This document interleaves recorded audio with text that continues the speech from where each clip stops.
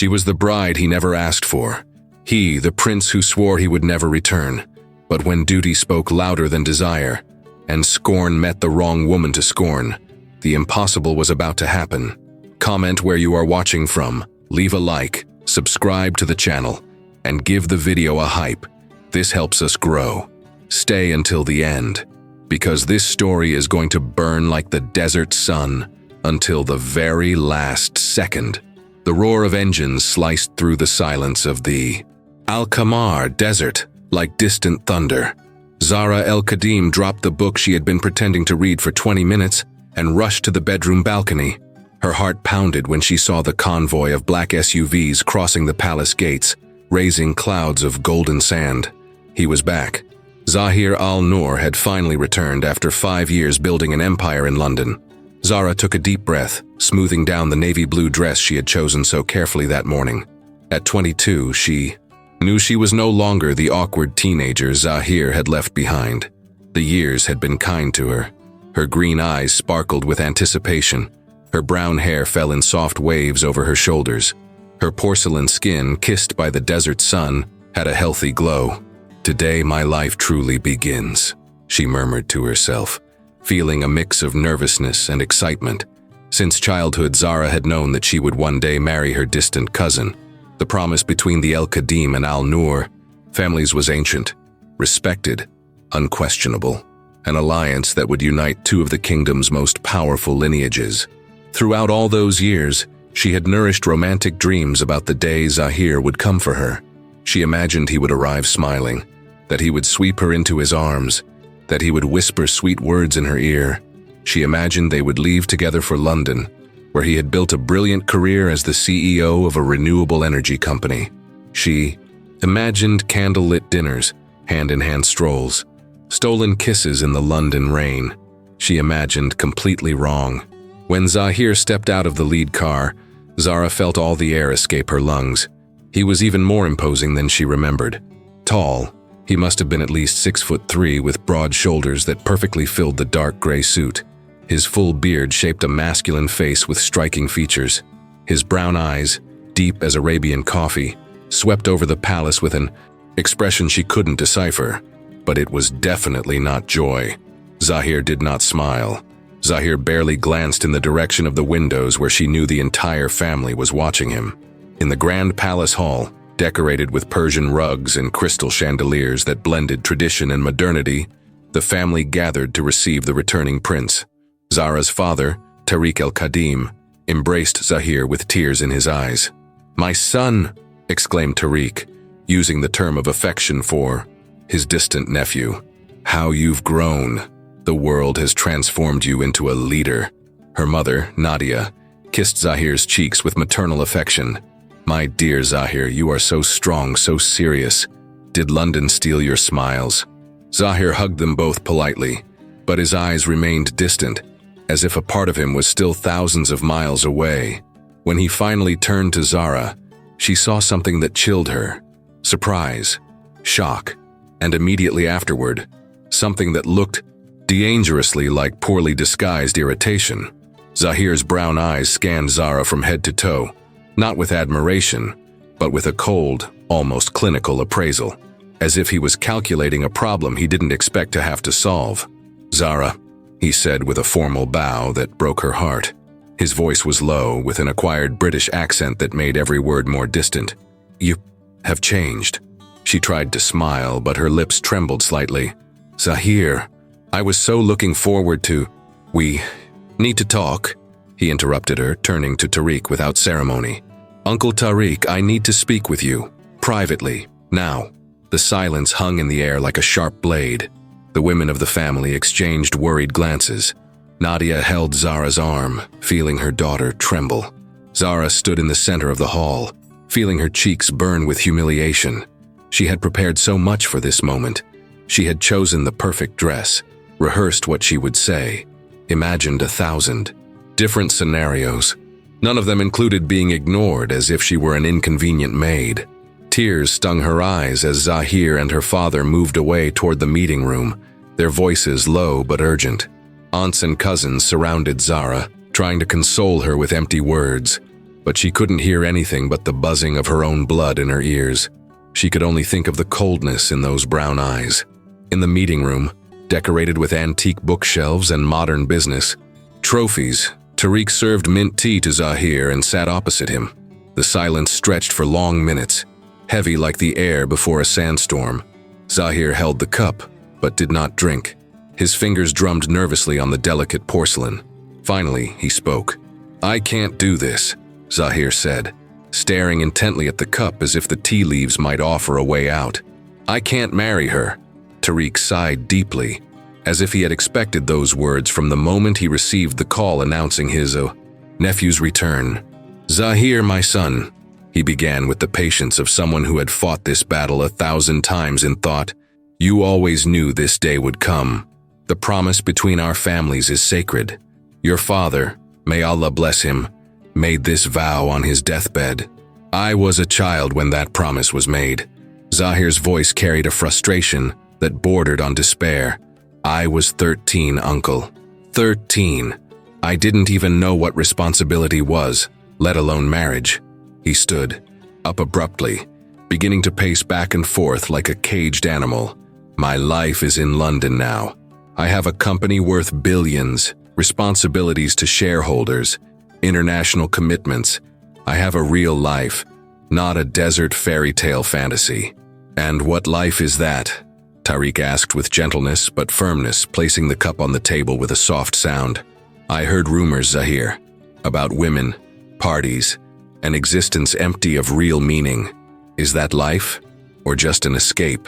Zahir clenched, his fists, his jaw tightening. The truth of those words hurt more than he was willing to admit. In London, Zahir had lived exactly as he wished. Beautiful women who asked no questions, parties in expensive penthouses, power that made any door open to his name, an intoxicating freedom that, ironically, had made him a slave to his own pride and existential emptiness. The last thing he wanted was to return to Al-Qamar and tie himself to traditions he considered outdated, marrying a woman he didn't choose, having children out of obligation, governing a kingdom he didn't ask to inherit.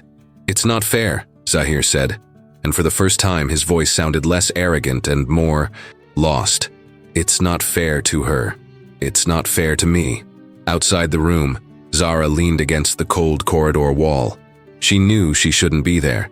She knew that listening to other people's conversations never ended well, but she couldn't walk away. The voices cut through the heavy, carved wooden. "Dear." Every word was a stab. "I can't marry her." Zara brought a hand to her chest, feeling her heart shatter into painful fragments. 22 years of dreams, 22 years of preparing to be the perfect wife, crumbling in seconds. "Zara is no longer a child, Zahir," her father's voice continued, firm but gentle. "She has become a beautiful, intelligent, cultured woman. She studied literature, speaks 4 languages, leads social projects in the kingdom. She is worthy of you. More than that, she waited for you all these years." There was a long pause. Zara held her breath. "I know." Zahir's voice sounded strangely tense. "I saw. When she entered the hall, I saw." Zara leaned her forehead against the wall, confused. He had seen. Seen what? The disappointment, the humiliation. "She is beautiful," Zahir admitted, and there was something dangerous in that tone. "And that makes everything infinitely worse." "Why?" Tariq asked, genuinely confused. "Why?" "Oh. Allah, give me patience," Zahir exploded. "Because if I marry her, I will destroy her. I am not the man she imagines, uncle. I am not the prince from fairy tales she spent years idealizing. I am selfish, cold, incapable of giving her what she deserves. I will turn those bright eyes into extinguished ones. I will break all that hope. And I do not want to carry this guilt." Zara felt silent tears stream down her face. There was pain in that confession. There was something almost human in his voice. But it didn't change anything. He did not want her. "I can't do this," Zahir repeated, but his voice sounded less convicted now. "I won't ruin her life by forcing a marriage I don't desire." Tariq stood up, and for the first time his voice sounded hard as steel. "And you think you can ruin our family's honor without consequences?" The silence that followed was heavy. If you refuse Zara now, Tariq continued, every word chosen with surgical precision, after she has waited for you all these years, after the entire court knows of the promise, what future will she have? What man will want a woman rejected by her own promised groom? You would condemn her to eternal shame. The words hit Zahir like well-aimed arrows. He hadn't thought of that, or perhaps he hadn't wanted to think. Furthermore, Tariq continued, his voice softening slightly, you are the heir now. Your father named you before he died. You have obligations to your people, to your traditions. You may have built an empire in London, but your heart belongs to Al-Qamar. You cannot simply discard everything because you discovered an easier life away from home. From the corridor, Zara felt her legs tremble. She heard every word, every argument. And the worst part? She realized Zahir was being forced, that she was just a burden, a duty to be fulfilled, an obligation he would accept through gritted teeth. It was not supposed to be this way. It was not. How she had dreamed. Where were the words of love? Where was the choice? Where was the man who would choose her not out of duty, but out of desire? Zahir remained silent for long minutes. Zara could imagine his expression, that clenched jaw, those dark eyes full of conflict. Finally, he spoke, and when he did, his voice was empty of emotion. Very well, Zahir said, his voice cold as the desert night wind. The marriage will take place. No joy, no hope, just resignation. But do not ask me to pretend it is anything other than what it is, he added bitter. She will have my name, my public respect, my protection, but do not ask me to give my heart. That, I no longer have to give. Tariq closed his eyes, a mixture of relief and sadness crossing his face. Sometimes, Zahir, the heart follows where duty leads. Give it time, give it a chance. The wedding will happen within a month, Zahir said, already heading for the door. Organize what is necessary. But after the ceremony, I return to London. She can come with me or stay here. The choice is hers. Zahir, that is my only condition, uncle. Accept it, or the agreement is off. The door opened abruptly. Zara did not have time to move away. She stood there, frozen, with tears still wet on her cheeks, her green eyes wide with shock and pain. Zahir stopped, his expression hardening even more when he saw her. For a second, something flashed in his brown eyes. Regret, anger. She couldn't decipher. Do you heard? It was not a question. It was a cold realization. Zara raised her chin, refusing to bow under that gaze. Even with her heart shattered, even with every dream collapsing, she would not give him the satisfaction of seeing her broken. I heard, she replied, and her voice came out firmer than she expected. I heard that I am a burden. I heard that you would rather be anywhere but here. I heard that you will marry me out of obligation, not choice. Something shifted in his eyes. Surprise, perhaps. Then you also heard when I said I won't pretend, Zahir retorted, his voice cutting. Good. Zara took a step forward, and for the first time she saw a flicker of uncertainty on his face. Because I won't pretend either. You will have your paper marriage, Prince, but expect nothing more than that. Do not expect adoration. Do not expect gratitude. You can have my name, but you will never have my submission. Zahir blinked, clearly not expecting that. Response. Be careful, Zara, he said softly, dangerously low. You do not know who you are talking to.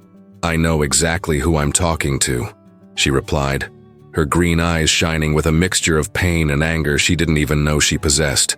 I'm talking to a man who is too cowardly to refuse a marriage he doesn't want, but also too proud to try to make it work. I'm talking to a man who prefers to blame me for his own imprisonment. The silence that followed was explosive.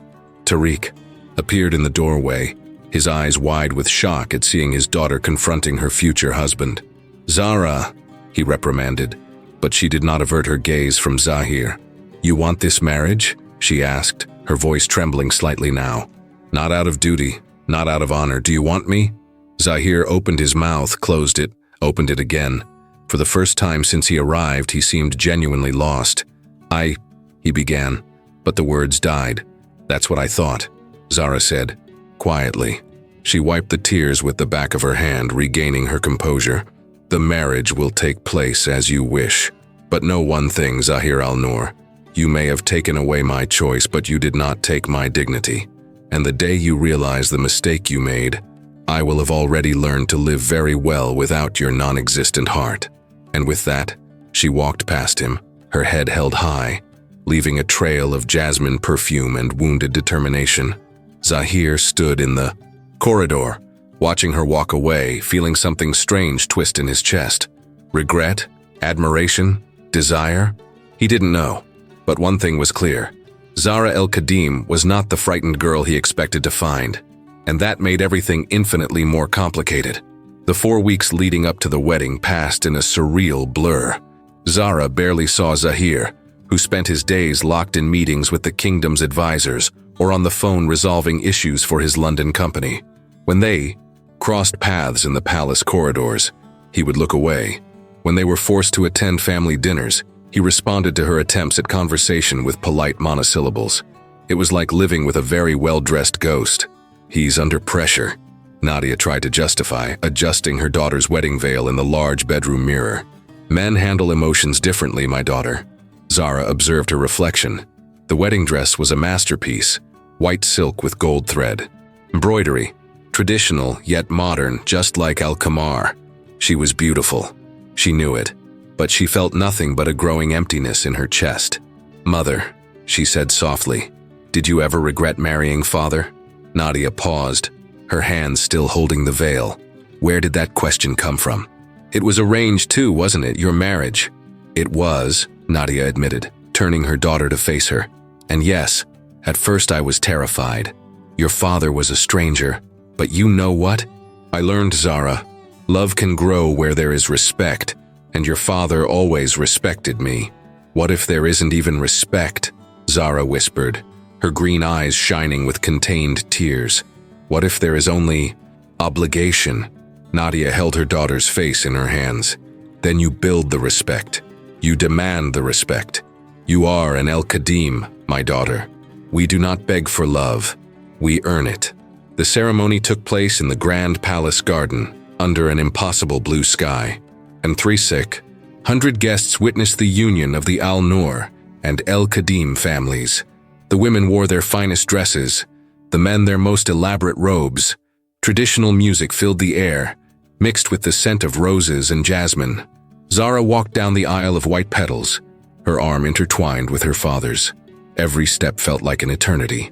At the end of the aisle, Zahir awaited her, imposing in a white robe with gold detailing that enhanced his tanned skin and brown eyes. He was beautiful, devastatingly beautiful, and completely unattainable. When their eyes finally met, Zara searched for something, anything. A smile, a flash of tenderness, a sign that maybe, just maybe, this could work. What she found was formal politeness, nothing more. Zahir extended his hand. She accepted it. His fingers were warm, strong, but the grip was mechanical, devoid of emotion.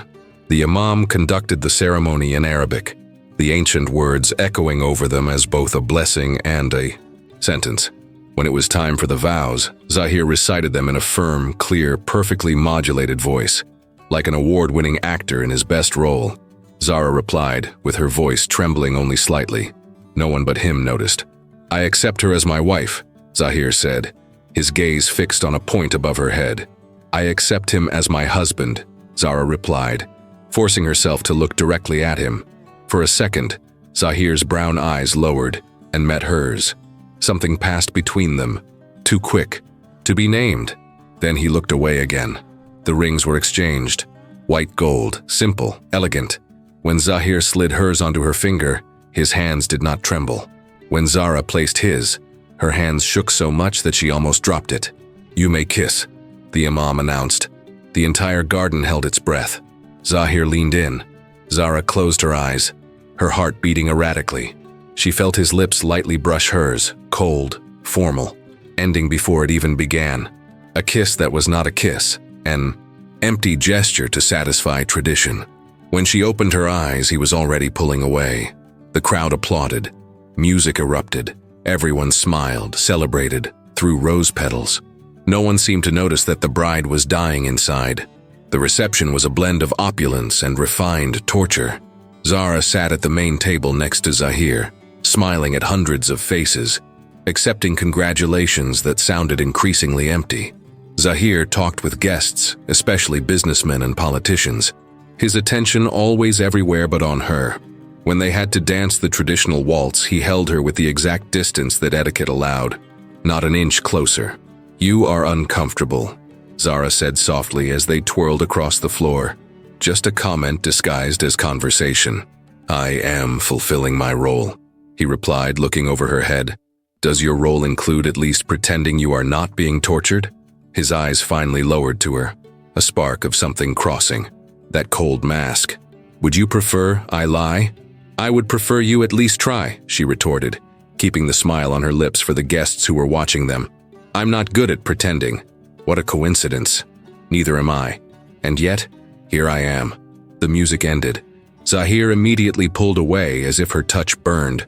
Zara was left alone in the center of the floor for a humiliating second, before her father came to rescue her for the next dance. The hours dragged on.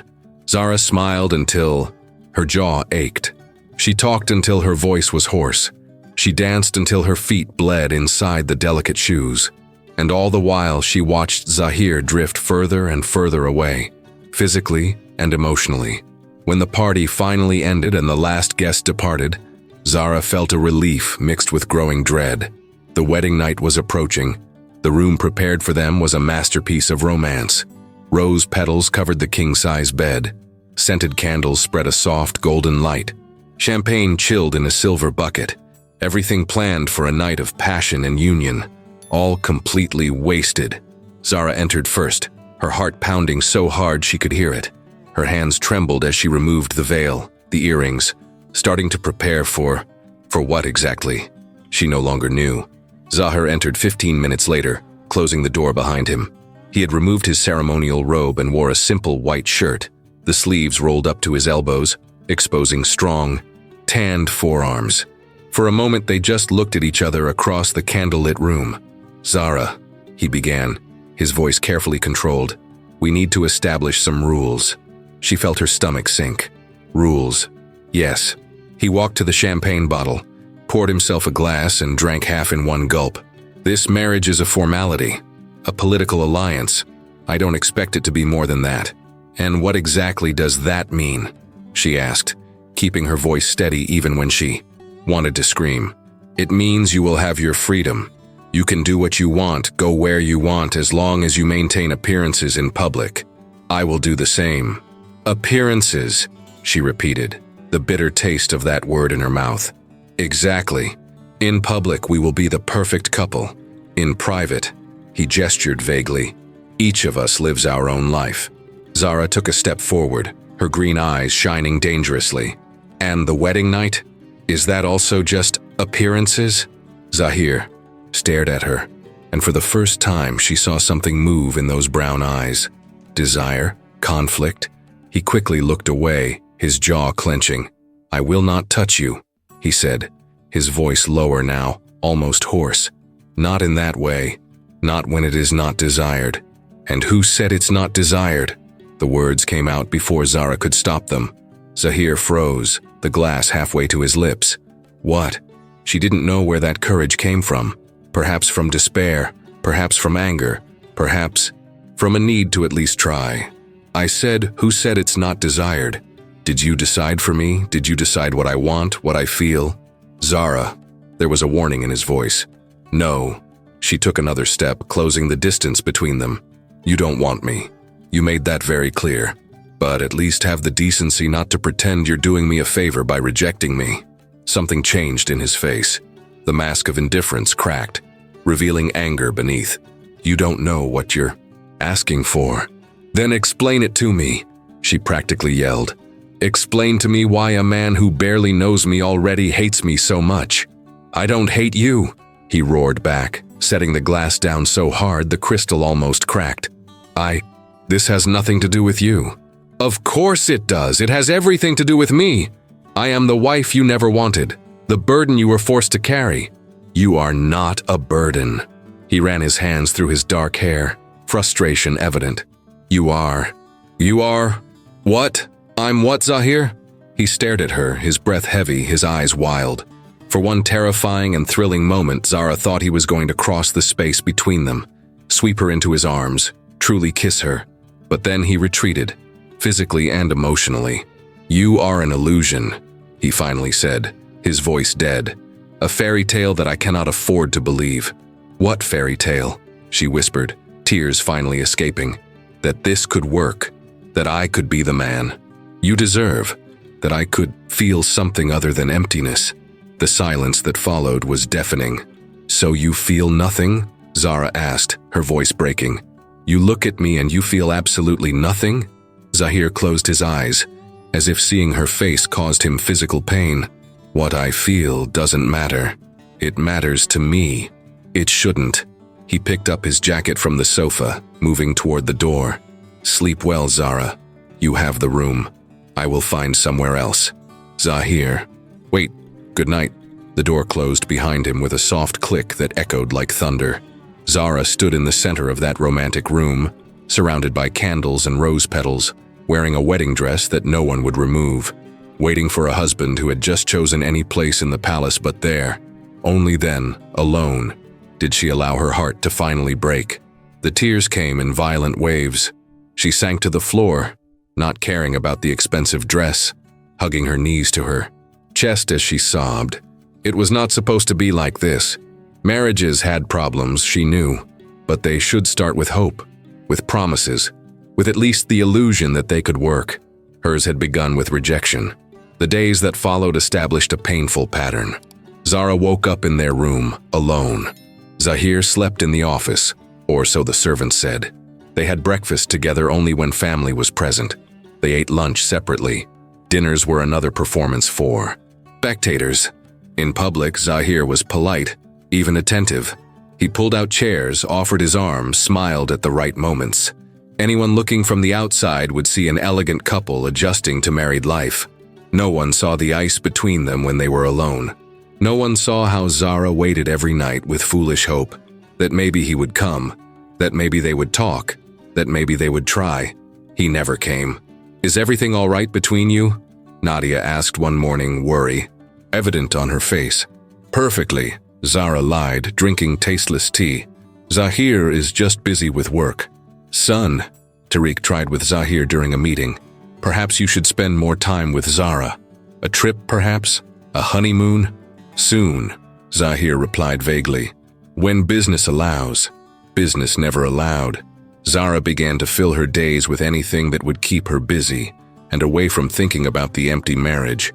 She resumed her social projects, visited schools, planned charity events. She kept herself so busy that she fell into bed exhausted every night. But even exhausted, it took her hours to fall asleep. Because somewhere in that enormous palace, her husband was also awake, probably working, definitely avoiding her. And Zara began to realize something terrible. She could survive the rejection. She could survive the loneliness. But she wasn't sure if she could survive the indifference. 3 weeks. 3 weeks since the wedding, and Zara had already become an expert at smiling when she wanted to scream. The entire palace knew. It didn't need to be said out loud. The servants averted their eyes when she passed. The aunts whispered and stopped abruptly when she entered a room. Even the guards seemed embarrassed in her presence. The wife the prince wouldn't touch. The bride who slept alone. The marriage that was just an elegant farce. But it was at the first official gala that the humiliation ceased to be private and became a public spectacle.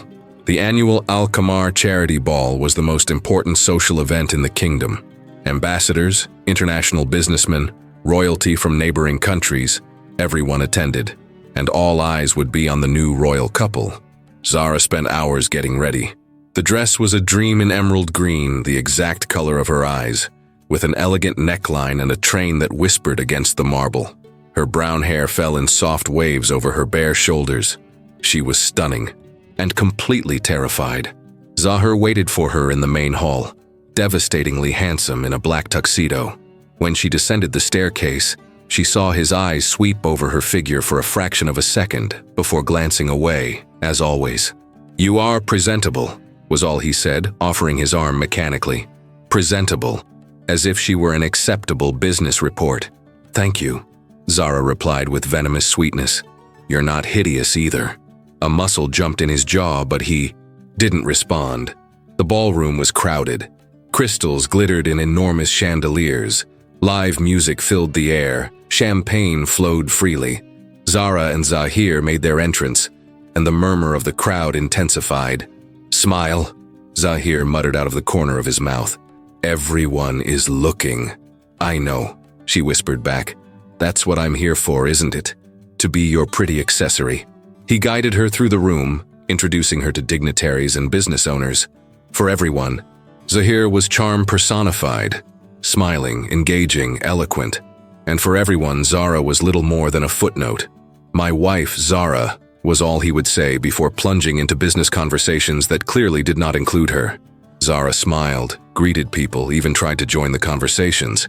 But Zahir had an impressive ability to subtly maneuver her out of the circle, physically and verbally. After an hour, she gave up trying. That's when Layla Ashraf made her entrance. Zara saw her immediately. Everyone did. Layla had that magnetic quality that made heads turn. Ebony black hair cascaded to her waist. Alabaster skin contrasted with a red dress that bordered on scandalous. Curves that made sculptures look shy. But it wasn't her beauty that made Zara's stomach sink. It was the way Zahir reacted. For the first time that night, no, for the first time since the wedding, Zara saw her husband truly smile. A genuine smile, one that reached his brown eyes and made them light up for another woman. "Zahir!" Layla practically floated toward them, her French accent musical and seductive. "Mon chéri, it's been too long." "Layla." Zahir took her hand and, to Zara's absolute horror, kissed it. "You are radiant. London hasn't been the same without you." "Charming liar," Layla laughed, touching his arm in a way that was clearly not casual. "But I love it when you lie to me." Zara was standing right there, less than 2 feet away, wearing his wedding ring, and she might as well have been invisible. "Layla." Zahir finally remembered he had a wife. "This is Zara, my wife." The pause before wife was imperceptible to others. For Zara, it was a knife twist. "Ah yes, the arranged bride." Layla assessed her with cold eyes disguised by a warm smile. "How traditional. Charmed, darling." She extended a clean hand as if Zara were a child to be tolerated. Zara shook it, refusing to back down. "Charmed," she repeated, keeping her voice steady. "Zahir didn't mention you." "He didn't?" Layla arched a perfectly sculpted eyebrow, looking at Zahir with amusement. "How rude, mon amour. After all we shared in London?" Zara's blood froze. All they shared. "Layla is an old business associate," Zahir said quickly, too quickly. "We worked together on some projects." "Projects," Layla repeated, smiling like a cat with cream. "Is that what we're calling it now?" Zara felt as if she were watching a coded conversation for which she didn't have the key. But the message was clear. There was history between them. Intimate history. "If you'll excuse me," Zara said with all the dignity she could muster, "I need to greet some friends." Neither of them tried to stop her. Zara crossed the ballroom with her head held high, but inside she was shattering. She found temporary refuge near the balcony doors, accepting a glass of champagne from a passing waiter. "Breathe," a female voice said next to her. "Just breathe." Zara turned to find a young woman her age. Dark blue dress, sympathetic smile. Yasmin Al-Rahman, family friend, and witness to the catastrophe that just occurred over there. "Was it that obvious?" Zara murmured. "To anyone paying attention?" "Yes." Yasmin took a sip of her own champagne. "Layla Ashraf has a reputation, you know. She collects powerful men like other women collect shoes. And my husband is one of those men?" Yasmin hesitated. "I don't know the details, but in London, there were rumors." Zara closed her eyes. Of course there were. The rest of the evening was an exercise in civilized torture. Zara watched, powerless, as Layla monopolized Zahir. They laughed at inside jokes, shared London memories, touched casually in ways that screamed intimacy.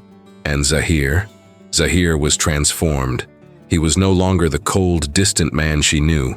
He was alive, engaged, genuinely happy, with another woman, in front of his wife, in front of everyone. Shameful, a voice muttered near Zara. one of the distant aunts looking at Zahir and Layla with disapproval. Absolutely shameful. What? Zara asked, although she knew. A man married for less than a month, flirting so openly. No respect whatsoever. They are just friends. Zara heard herself defend, hating herself for it. The aunt looked at her with pity. My dear, friends do not look at each other like that. Zara had no answer to that. When it was finally time for dinner, Zara found her seat at the main table, next to Zahir, as expected. Layla was strategically positioned on his other side. Dinner was an ordeal. Zahir conversed animatedly with Layla, turning completely toward her, literally giving Zara his back. Zara tried. She tried to start conversations, ask questions, participate, but every attempt was met with monosyllabic replies or simply ignored as he leaned in to hear something Layla whispered. Zahir, she tried during the second course, lightly touching his arm. Could you pass me the salt? He didn't even look at her, pushing the salt shaker in her direction without interrupting his conversation with Layla, as if she were an annoying servant. Yasmin, sitting a few seats away, met Zara's eyes and frowned in solidarity. But solidarity didn't make the humiliation any less searing. Across the table, Zara saw people notice. She saw the looks of pity, the discreet whispers, the embarrassed smiles. Everyone saw. Everyone knew. The prince preferred anyone to his own wife. The following week, the humiliation did not improve. If anything, it worsened. Layla seemed to be constantly present, in business meetings at the palace, at social events, even at family dinners. She is an important business contact, Zahir justified, when Tariq questioned her constant presence. It is inappropriate, Tariq pressed. You are married now, son, and my marriage does not interfere with my professional life, Zahir replied coldly. Zara, stop trying. She stopped showing up at events where she knew Layla would be. She stopped expecting Zahir to dine at home. She stopped dressing up, hoping he would notice. What was the point? The maids whispered. Poor princess. So beautiful and so unhappy, the advisors murmured. The prince shows no interest in his wife. Even the guards exchanged glances when she passed. The entire palace knew, and the pity in their eyes was worse than any direct insult. The breaking point came 2 weeks later, during a dinner at the palace for international investors. Zara arrived prepared. She wore a discreet but elegant dress, had studied the discussion topics, and was determined to at least try to participate. Layla was there, of course, practically glued to Zahir's side. During dinner, the conversation revolved around renewable energy investment opportunities. Zara had read extensively about the subject. She knew she could contribute. The issue of sustainability, she began when there was a pause, is particularly relevant for Al-Qamar. We have abundant natural resources that could… Zara, Zahir interrupted her, without even looking at her. This is a technical discussion. Perhaps you'd prefer to converse with the other ladies in the next room? The silence that followed was deadly. Zara felt the blood drain from her face. He had just dismissed her, in front of dozens of important people, as if she were a child bothering adults. Zahir, Tariq began, shocked. Actually, Layla interjected with false kindness, I would love to hear Zara's opinion. Go on, darling. But the damage was done. Zara couldn't form words. She couldn't breathe properly. She stood up with what remained of her dignity. Excuse me, she said in a strangely calm voice. I'm not feeling well. She left before anyone could see the tears. In the room, Zara finally allowed herself to collapse. She didn't cry. She was beyond tears. She just sat in the darkness, hugging her knees, trying to understand how her life had become this. She had accepted an arranged marriage, accepted that perhaps there wouldn't be immediate love. She even accepted that Zahir needed time. But this deliberate cruelty, this public humiliation, she had not signed up for that. A soft knock on the door. Zara, Nadia's voice. Can I come in? No, mother, please. Zara, I heard what happened. Everyone heard. That's the problem. Silence. Then, he is wrong. What Zahir did was inexcusable, but excusable enough that no one will directly confront him. Your father is talking to him now. It doesn't change anything, Zara said softly. He doesn't want me, Mother. And worse, he doesn't care that everyone knows. What are you going to do? Zara opened her eyes in the darkness.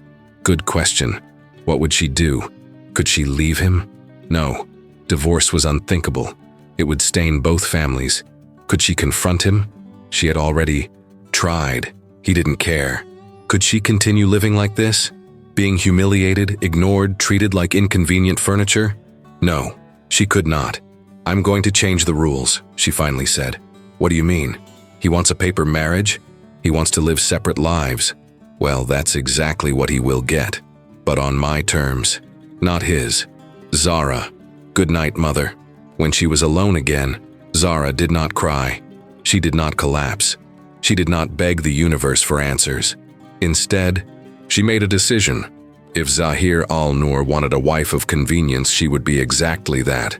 But if he thought he could continue humiliating her without consequences, he was about to learn a valuable lesson. Zara el-Qadim was no longer the hopeful bride who had walked down the aisle weeks ago. That girl had died of public humiliation. What remained was something sharper, stronger, more dangerous.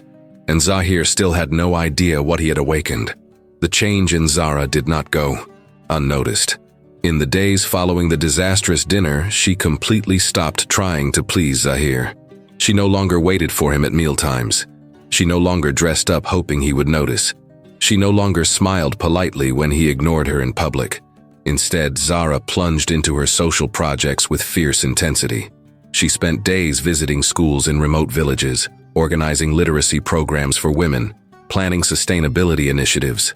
When she was at the palace, she was always busy, always moving, always surrounded by people who genuinely valued her. She became visible to everyone, except her husband, and Zahir. Zahir barely seemed to notice, or if he did, he didn't show it. Until that Thursday. Zara was in her private office reviewing proposals for a new community center when Yasmin walked in unceremoniously, her face pale. You need to know something, Yasmin said bluntly, before you hear it from someone else. Zara set the papers aside. What happened? Layla is here, at the palace. Zahir invited her to stay. Zara's blood ran cold. Stay? As in lodging, in the guest wings.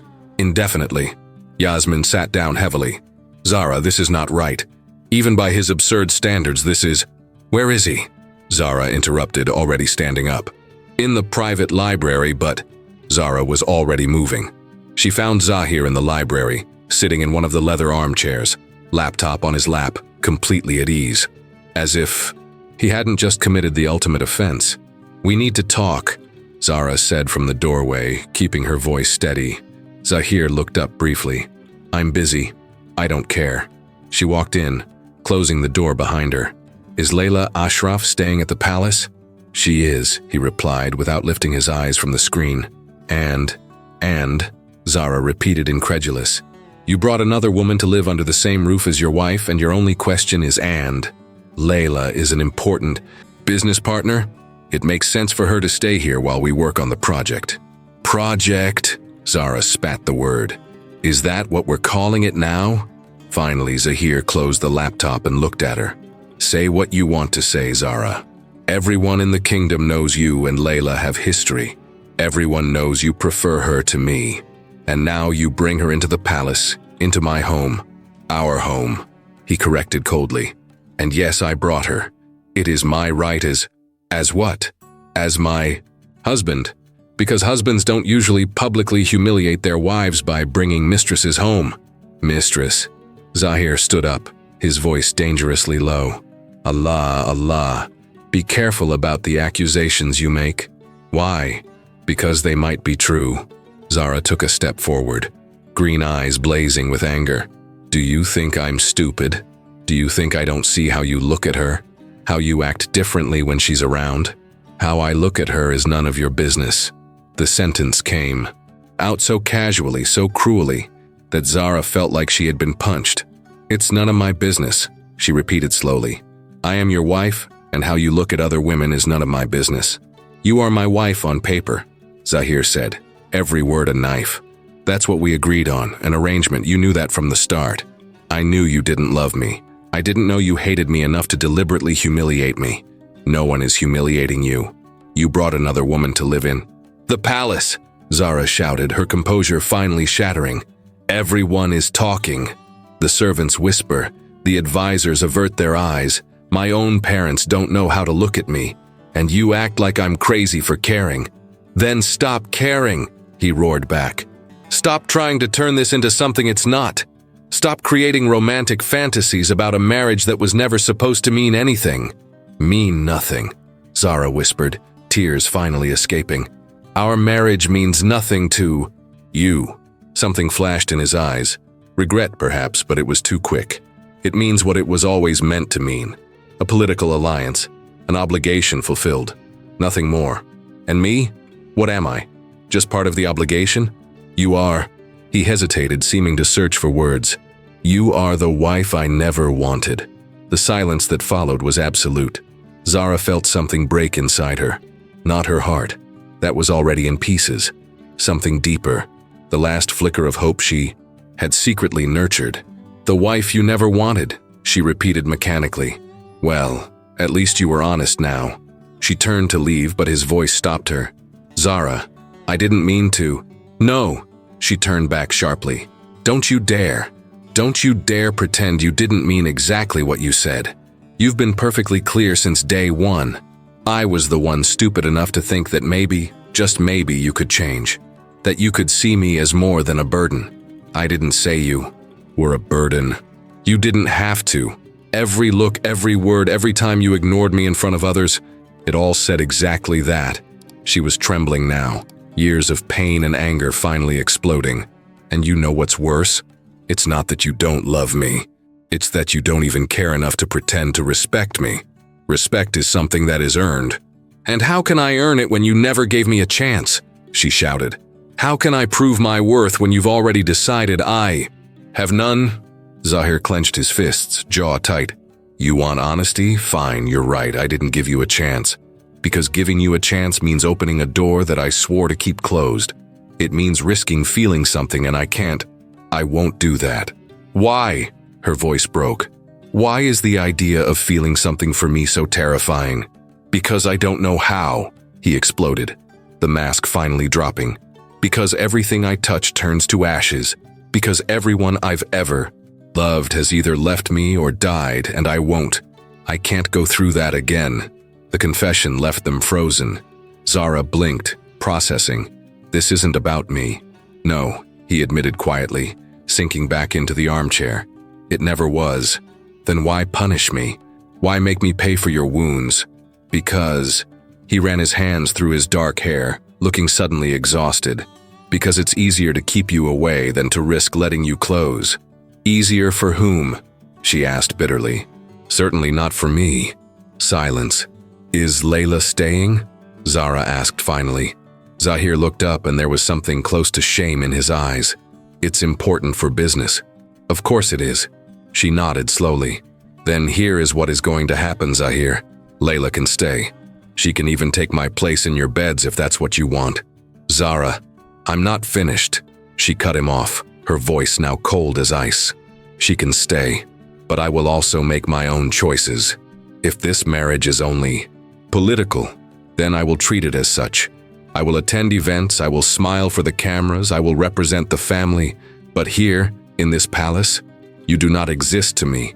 We are strangers who share a surname. Is that what you want? No, she admitted, tears streaming freely now. I wanted a husband who chose me. I wanted a partner who respected me. I wanted to build something real, but you've made it very clear that will never happen. So yes, this is what is left. She walked to the door, paused with her hand on the knob. You know what's funny? You say you're afraid of feeling something, but I don't think it's fear. I think it's cowardice. And you, Zahir al-Nur, with all your power and success, are simply an emotional coward. The door closed behind her with a soft click. Zahir remained alone in the library, still feeling the echo of her words. Coward. She had called him a coward. And the worst part? She was right. Zara did not go back to their room. She couldn't. Instead, she found herself in the palace garden, sitting on the edge of the ancient fountain. letting the tears finally fall freely. Yasmin found her there 20 minutes later. "I heard the screaming," she said softly, sitting beside her friend. "Half the palace heard." "Great," Zara laughed without humor. "One more thing for them to gossip about. What are you going to do?" "Honestly, I have no idea." Zara wiped her tears, watching the fountain water sparkle in the sunlight. "I can't leave him. It would be too much scandal for both families. I can't change what he feels. So what's left? You change what you feel." Zara looked at her. "How so?" "You stop waiting for him to change. You stop living your life around his approval. You stop defining your worth by the love he can't give." Yasmin held her hand. "You live, Zara. Truly live. Not for him, but in spite of him. And how do I do that? You've already started. Your projects, your work, the difference you're making in the kingdom. That's real, that matters. Zahir can't take that from you." Zara took a deep breath. Yasmin was right. She had built something on her own. She had purpose beyond the failed marriage. "You're right," she said finally. "I don't need his love to have a worthwhile life." "Exactly. But it still hurts." "I know." Yasmin squeezed her hand. "And it will hurt for a while. But you are stronger than he realizes. Stronger than you realize yourself." That evening, during the family dinner, Zara descended in a simple but elegant dress, her hair pulled back into a sophisticated bun. There was no sadness on her face. There was no anger. There was only a glacial calm. Layla was there, sitting next to Zahir, as always. Zara sat on the other side of the table and did not look at either of them once during the entire meal. She conversed animatedly with Tariq about the social projects, laughed at a joke from Yasmin, discussed literature with Nadia. It was as if Zahir and Layla were furniture. Present but irrelevant. Zahir noticed. Impossible not to notice. Every time Zara laughed, genuinely laughed, at something someone said, he found himself watching. When she passionately discussed her work, her eyes shining with purpose, something tightened in his chest. And when she stood up to leave without even saying goodbye to him, he felt something he hadn't expected. Loss. "She seems fine," Layla commented casually, watching Zara. "Eve, considering everything." "Yes," Zahir muttered, still looking at the door where Zara had disappeared. "She does." But there was something different. Something changed. Zara was not broken as he had expected after the argument. She was whole, complete, without him. And for the first time since it all began, Zahir wondered if he had made a monumental mistake. Not in marrying her, although yes, he had been forced, but in never truly seeing her, because the woman who had just walked out of that room was not the frightened bride he had scorned. She was someone strong, determined, inspiring. She was someone he could have loved if he hadn't been a complete coward. Her word echoed in his mind. Coward. Maybe she was right about that too. The weeks following the confrontation brought a noticeable change in Zara. It wasn't instant. True transformations never are. But it was real. She stopped having breakfast in the main dining room, preferring to eat early in her office while reviewing documents. She stopped asking about Zahir's schedule, adjusting her own time to his, waiting for him to notice her efforts. She simply stopped existing in relation to him and started existing for herself. The literacy project for women that Zara had started months ago finally gained traction. She began traveling 3 times a week to remote villages, teaching personally, learning stories, changing lives one word at a time. "Princess Zara taught us to read," 60-year-old woman declared in an interview for the local television, tears streaming down her wrinkled cheeks. "For the first time in my life, I can read letters from my children. She gave us dignity." The video went viral. Suddenly, Zara was no longer just the prince's wife. She was the people's princess, the voice of the women of Al-Qamar. Reporters requested interviews. International organizations invited her to conferences. Universities offered lectures. And Zara accepted everything. "You are glowing," Yasmin commented one afternoon, as she helped Zara get ready for a charity event. "Literally, there's something different about you." "It's freedom," Zara replied simply, applying red lipstick, a color she had never worn before. from not living for someone else's approval. Zahir noticed. Zara paused, the lipstick halfway to her lips. What do you mean? He asked about you yesterday. To me, to your mother, to the advisors. Where is Zara? What is she doing? Why don't I see her anymore? Yasmin smiled. He's noticing your absence. Well, Zara finished the lipstick, admiring the effect in the mirror. He had months to notice my presence. Too late to miss it. But inside something stirred. Satisfaction, perhaps. Or silent revenge. The change wasn't just internal. Zara started dressing differently. Bolder colors, more modern cuts. She cut her hair into layers that framed her face, highlighting her green eyes. She started exercising, not to please anyone, but because it made her body feel strong. And the confidence that came with all of this, it was magnetic. Princess Zara, an Italian ambassador, stopped her during a diplomatic cocktail. I must say you are absolutely radiant tonight. Very kind, Ambassador Rossi. She smiled with genuine grace. Your speech on women's empowerment was inspiring. My country would be honored to collaborate with your initiatives. Across the room, Zahir watched. He couldn't help it.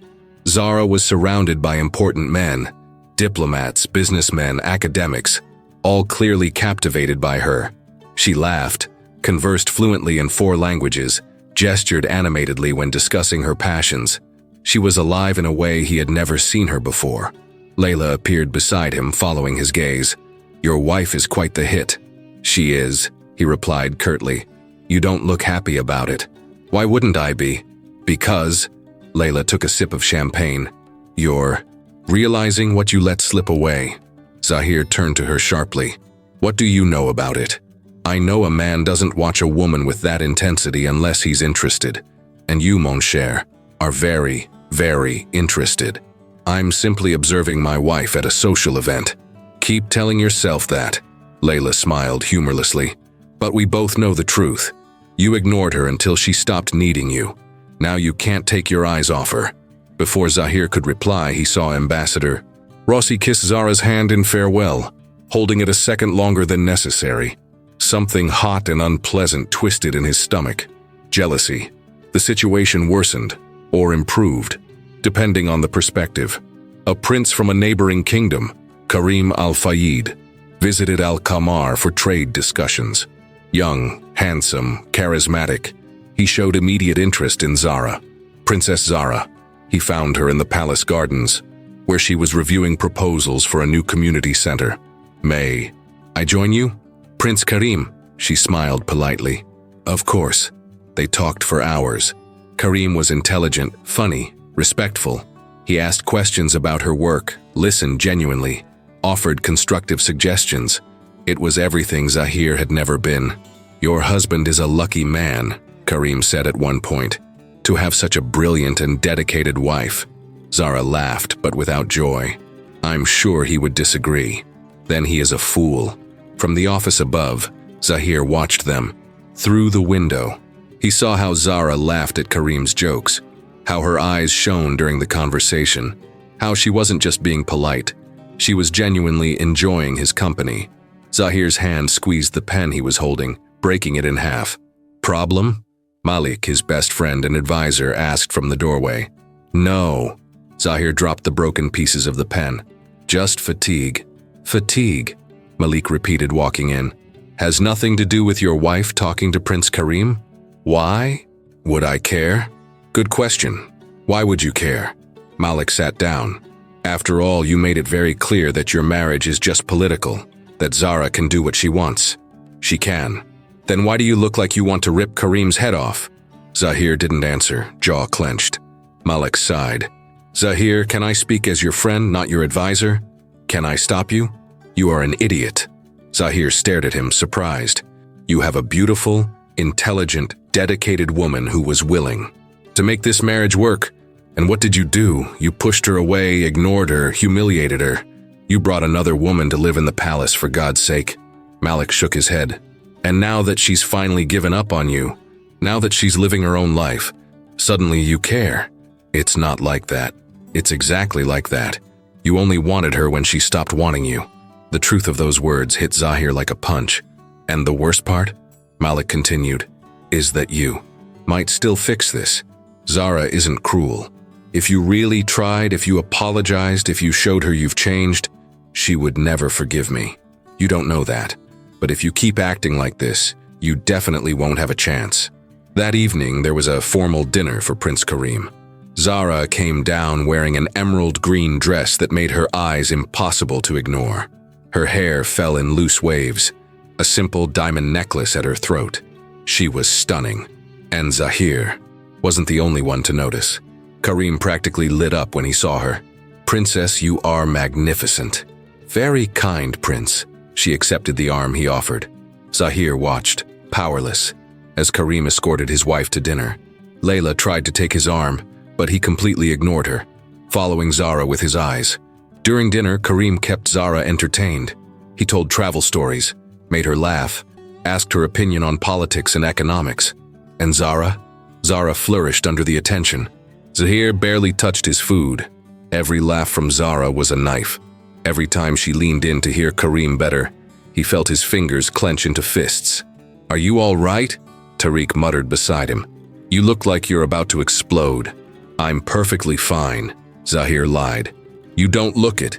You look like a man watching another man court his wife. Karim is not courting anyone, isn't he?" Tariq raised an eyebrow. "Because everyone at the table can see it. Zara is married." "Yes," Tariq agreed, "but her husband treats her as if she weren't. So can you blame her for appreciating the attention of someone who values her?"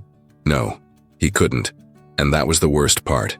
After dinner, there was music and dancing in the main hall. Karim naturally asked Zara for the first dance. It would be an honor, she accepted gracefully. Zahir watched from afar, drinking whiskey harder than intended, as Karim spun Zara across the floor. They talked softly, smiled, looked completely comfortable with each other. "Are you just going to watch?" Malik appeared beside him. "Or are you going to do something about it?" "Like what?" "How about cutting in? Reclaiming your wife, showing her you care." "She doesn't want my attention." "Are you sure, or are you afraid to try and find out it's too late?" Zahir drank the rest of the whiskey. "I ruined her, Malik. I said and did unforgivable things. Then ask for forgiveness. It doesn't work that way." "It works. Exactly that way," Malik countered. "You're just afraid she'll say no." Before Zahir could reply, the music ended. Karim escorted Zara to one of the balconies, where they continued talking under the stars. Zahir felt something break inside him. Outside on the balcony, Zara was perfectly aware that Zahir was watching them. She could feel his gaze burning into her back. Good. Let him feel it. Let him realize what he was losing. "Are you happy here?" Karim asked softly, genuinely. Curious, the question caught her off guard. I am finding my happiness." "That's not the same thing." "No," she admitted, "it is not. You deserve more, Princess. You deserve someone who sees you." "Karim, I'm not proposing anything inappropriate." He held up his hands. "I'm just a man observing a sad situation and wishing it were different." "Me too," Zara whispered, looking up at the stars. "I wished for a long time too. And now I've learned that happiness doesn't come from another person. It comes from me, from my work, my purpose, my own strength." "Wise," Karim smiled, "and formidable. Your husband is indeed a fool." Zara laughed, but when she looked back toward the ballroom, her eyes met Zahir's through the window. For a moment the world stopped. There was something in that look, something that wasn't there before. Desire, regret. She couldn't tell, but for the first time in months, Zahir was actually looking at her, truly seeing her. And Zara realized something disturbing. A part of her, a small, stubborn part that should have been dead, still cared. Later that night, Zara was in her room removing her jewelry when a knock sounded at the door. "Come in," she called, expecting Yasmin. It was Zahir. They stared at each other across the room, the tension so thick it could be cut. "What do you want?" Zara asked, keeping her voice neutral. "We need to talk. We have nothing to talk about." Karim is polite, respectful, interested in my work and my opinions. Everything you are not. "I know." Zahir walked in, closing the door. "I know that I am cruel, cold, disrespectful. All of that," he admitted. running a hand through his hair. And worse. Why are you here, Zahir? Because he hesitated, seemingly struggling with himself. Because I don't like seeing another man touching you. Zara let out a disbelieving laugh. You have no right to care. I know, but I do. Since when? Since you stopped caring. The brutal honesty of the confession silenced them. That's not fair, Zara said finally, her voice trembling.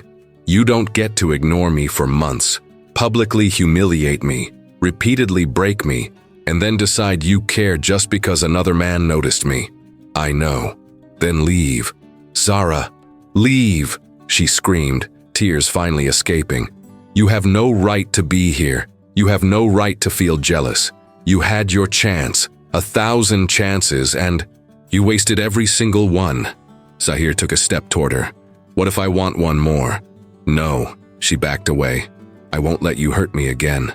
What if I promise I've changed? Promises from men are cheap. She wiped the tears away angrily. Actions, Zahir. Actions are what matter. Then let me prove it. Why? Why now? Why when I've finally managed to rebuild myself? Because, he said softly, raw vulnerability in his voice. Because I finally realized what I was missing. And I'm terrified it's too late. Zara stared at him, heart pounding erratically. Part of her wanted to believe, wanted so desperately to believe. But another part, the part that learned to survive, knew better. I need you to leave, she said finally. Now. Zahir nodded slowly, defeated. At the door, he paused. Zara, you were right. I am a coward. But I'm trying. I'm trying not to be anymore. The door closed behind him. Zara sank onto the bed, hugging her knees, confusion and hope and fear mixing in her chest. Zahir had finally noticed her. The question was it too late? The next 3 days were a private hell for Zahir al-Nur. Karim had extended his visit for diplomatic reasons, but everyone knew the truth. He was staying for Zara. And her? She did nothing to discourage him. Zahir saw them everywhere. In the gardens, talking about literature. In the library, debating politics. On the terrace during breakfast, laughing at something Karim had said. Every laugh was torture. You're going to wear a hole in the floor pacing like that, Malik commented, watching Zahir march across the office for the 10th time. Shouldn't he be in meetings? Zahir grumbled. That's what he came for, wasn't it? Business? The meetings ended yesterday. Now he's just a guest. Malik paused meaningfully.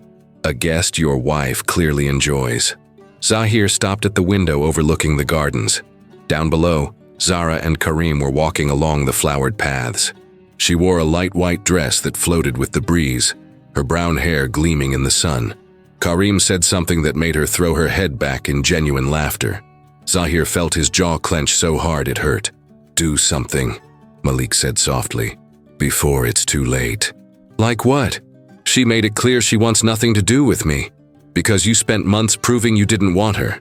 Now you need to prove the opposite. I don't know how. Start by stopping watching her from far like a melancholic voyeur and actually talk to her. Zahir was about to reply when he saw Karim lightly touch Zara's arm, guiding her to a bench beneath a jabuticaba tree. They sat close, not inappropriately close, but close enough. Too close. That's it, Zahir muttered, already leaving the office. Zahir, Malik called. Don't do anything stupid. But he was already gone. Zara was in the middle of an explanation about Al-Qamar's native species when a shadow fell over them. She looked up and found Zahir standing there, jaw tight, eyes dark with something she couldn't identify. Zahir, she said calmly. Do you need something? I need to talk to you. Now. I'm busy, as you can see. That wasn't a request, Zara. Karim stood up, subtly placing himself between them. Prince Zahir, with all due respect.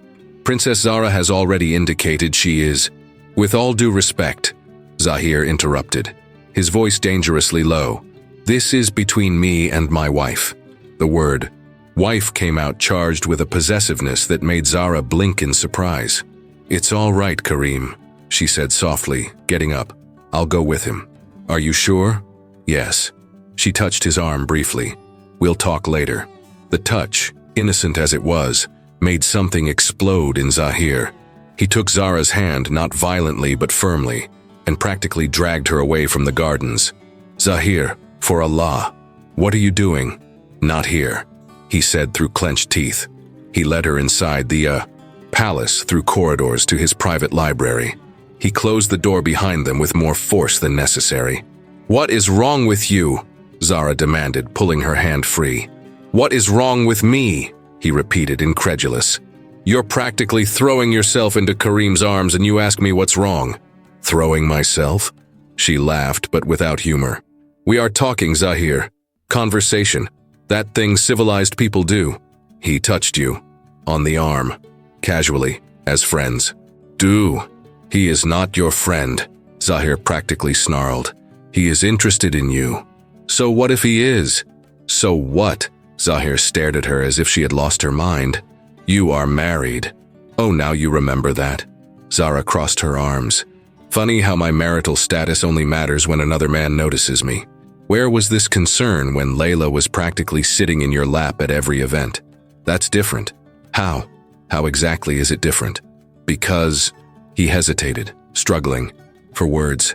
Because she means nothing. And Kareem means something to me.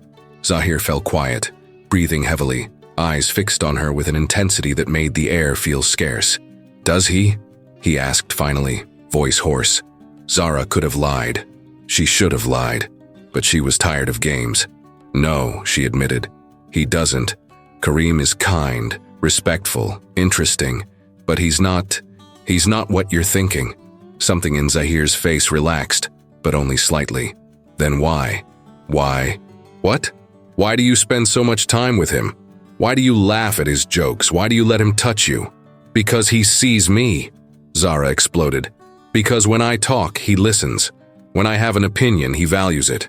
When I achieve something, he celebrates it. He treats me like I matter.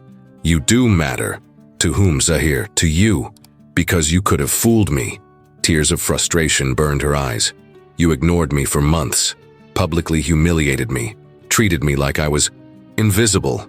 And now, because another man gives me the attention you never cared to give, suddenly you care. I always cared. Lies, she shouted.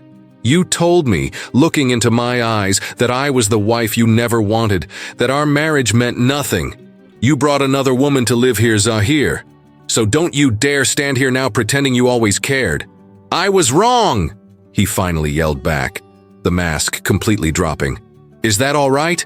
I was wrong about everything. The silence that followed was deafening.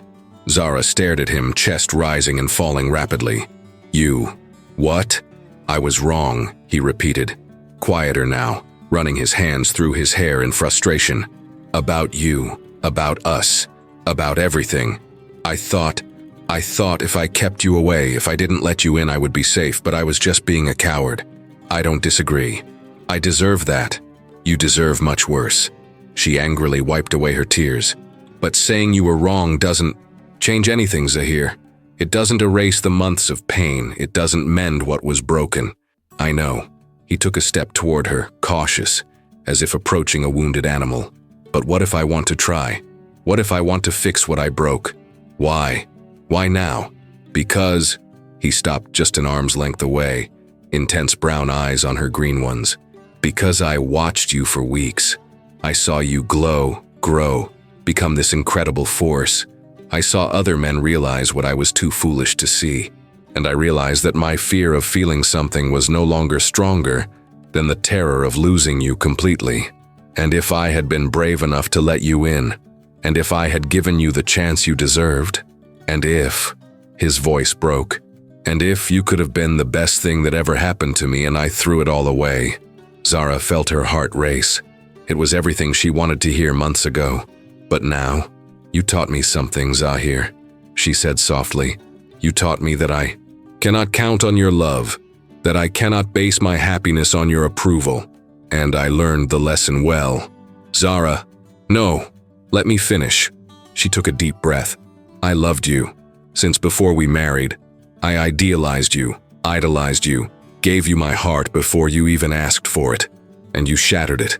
I know, and I'm sorry. Your apology doesn't mend it. Her voice cracked. You can't just decide you want me now because another man noticed me. That's not love, Zahir. That's possession. That's wounded pride. What if it's more than that? How would I know? How would I trust? She shook her head. You have to understand. I rebuilt my life without you. I learned to be happy alone. And it's terrifying to think about letting you in again, only for you to destroy me again when you decide I'm not what you want. Zahir closed his eyes, the pain evident on his face. I deserve for you to think that. Yes, you do. When he opened his eyes again, there was something raw there, a vulnerability she had never seen before. What if I promise I won't give up? That I will fight for us, even if you don't believe it yet? That I will prove, not with words but with actions, that I've changed? Zahir, I know I don't deserve another chance. I know I messed everything up in every possible way. But Zara, please. He took her hand, holding it as if it were precious. Let me try. I'm not asking you to trust me immediately, nor to forgive me now. Just to let me prove I can be the man you deserve. Zara looked at where their hands met. Part of her wanted to pull away to protect her newly healed heart. But another part, that small, stubborn part that never stopped loving him, hesitated. And Layla? I asked her to leave. Yesterday. Zara looked up, surprised. You did? I did. I realized that having her here was hurting you, and that any woman who wasn't you was irrelevant. And Karim, his jaw clenched. What about him?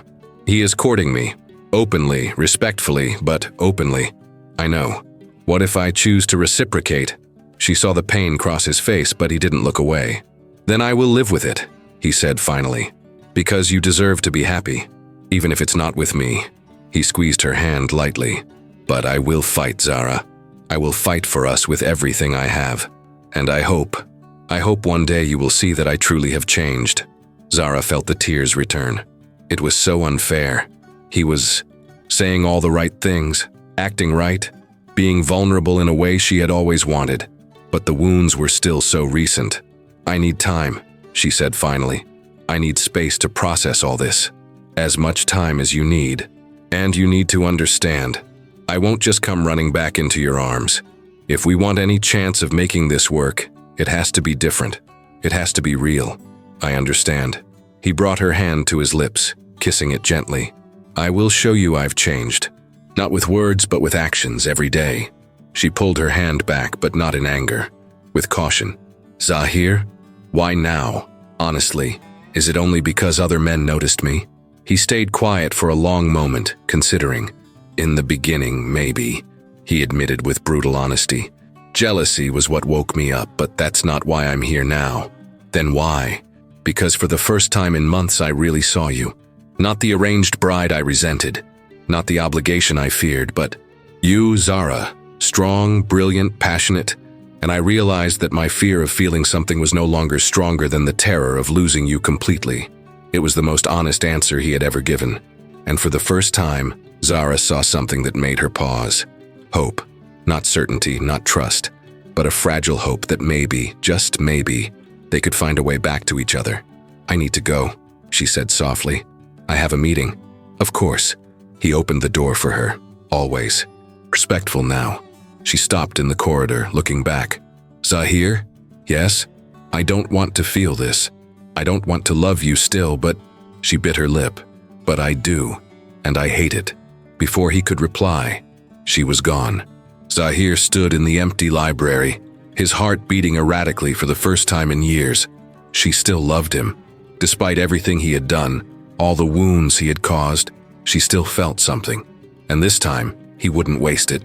From the corridor, hidden, behind a column, Layla watched everything with a bitter smile. What an interesting story, she muttered to herself. She picked up her phone, typing a quick message. Zahir thought that simply asking her to leave would solve things. He was about to learn that she didn't give up so easily. Zara didn't see Zahir for the next 2 days. Not because he was avoiding her. On the contrary, she saw him everywhere, but always at a respectful distance. He didn't corner her, didn't demand. Conversations didn't pressure her. It was strange, and a little unnerving. He's giving you space, Yasmin observed during afternoon tea. As you requested. I know. Zara distractedly stirred her sugar. It's just unexpected. That he respects your boundaries, that should be the bare minimum. It should, Zara agreed. But for Zahir, it's growth. She didn't mention the small gestures, the fresh flowers that appeared in her office every morning, her favorite jasmine, the rare book of poetry she found on her desk with a simple note, "Saw this and thought of you." The anonymous donation to her literacy project that she knew came from him. Actions, not words, as she had asked. "Karim is leaving tomorrow," Yasmin commented casually. "I know. He's still interested, you know. He made a formal courtship proposal to your father." Zara almost dropped her cup. "He did what?" "Yesterday. Very proper, very respectful. Said he would like permission to formally court you with a view to a possible second marriage. If you decide to, well, you know, divorce." The unspoken word hung in the air. "And what did my father say?" "That the decision is yours. It always has been."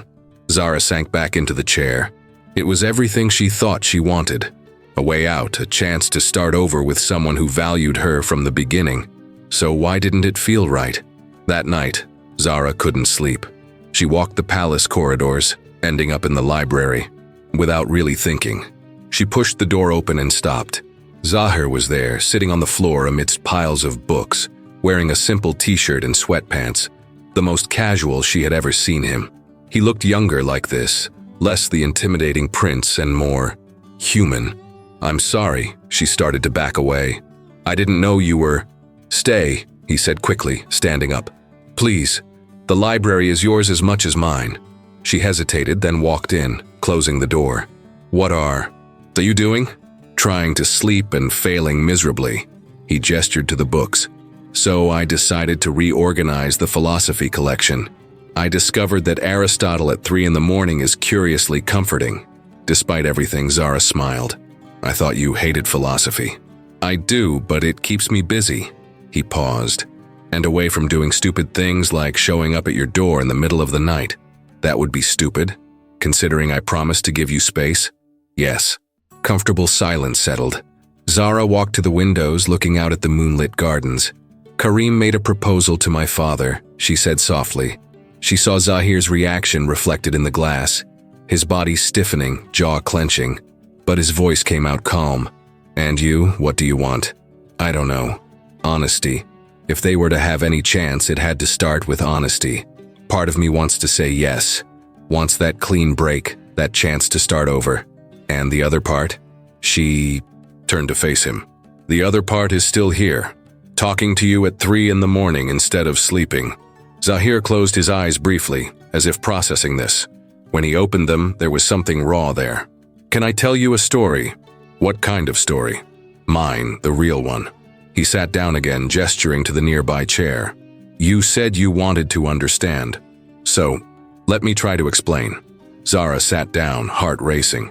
"I'm listening." He took a deep breath. "My mother died. When I was 8. Cancer. Fast, brutal. One day she was there, laughing, baking cakes with me in the kitchen. 6 months later, she was gone." "Zahir, let me finish," he requested gently. "Please." She nodded. "My father, he loved her so much, completely. And when she died, something in him died too. He never recovered. He spent the following years just existing, not living. I saw that every day. What love did to him, how it destroyed him." "Love didn't destroy your father," Zara said softly. "Loss destroyed him. To me, they were the same thing. I was 8, Zara. All I understood was that my father loved my mother. She died, and he became an empty shell." Zahir ran his hands through his hair. "So I decided I would never love like that, never become so vulnerable. And when your father arranged our marriage, I panicked, because I saw how you looked at me with hope, with dreams. And I knew that if I let you in, if I allowed myself to feel something, I could become my father. I could destroy myself." "So you destroyed me first," she whispered. "Yes," he admitted, voice broken. "And I hate myself for it every day." Zara felt tears sting. Finally, she understood. It didn't excuse it, but it explained it. "Your father died 6 months after the wedding," she recalled.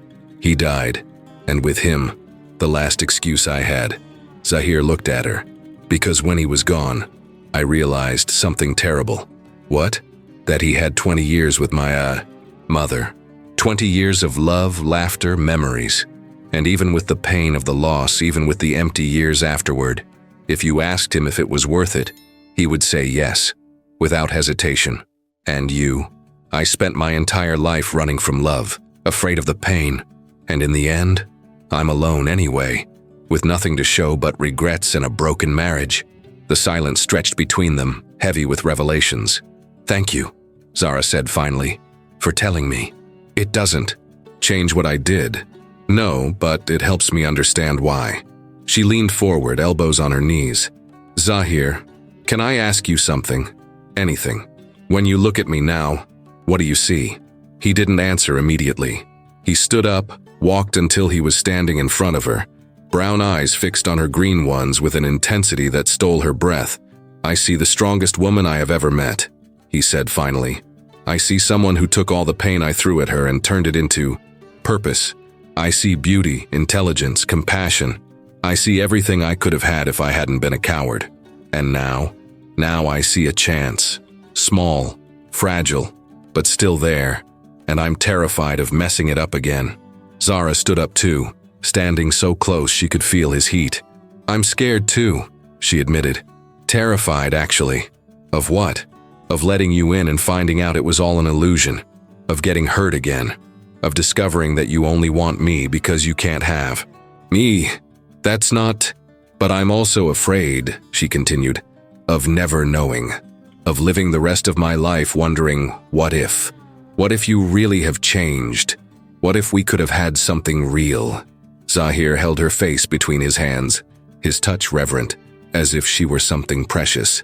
"Then let me prove it, not today, not tomorrow, but give me time to show you I am worthy of you.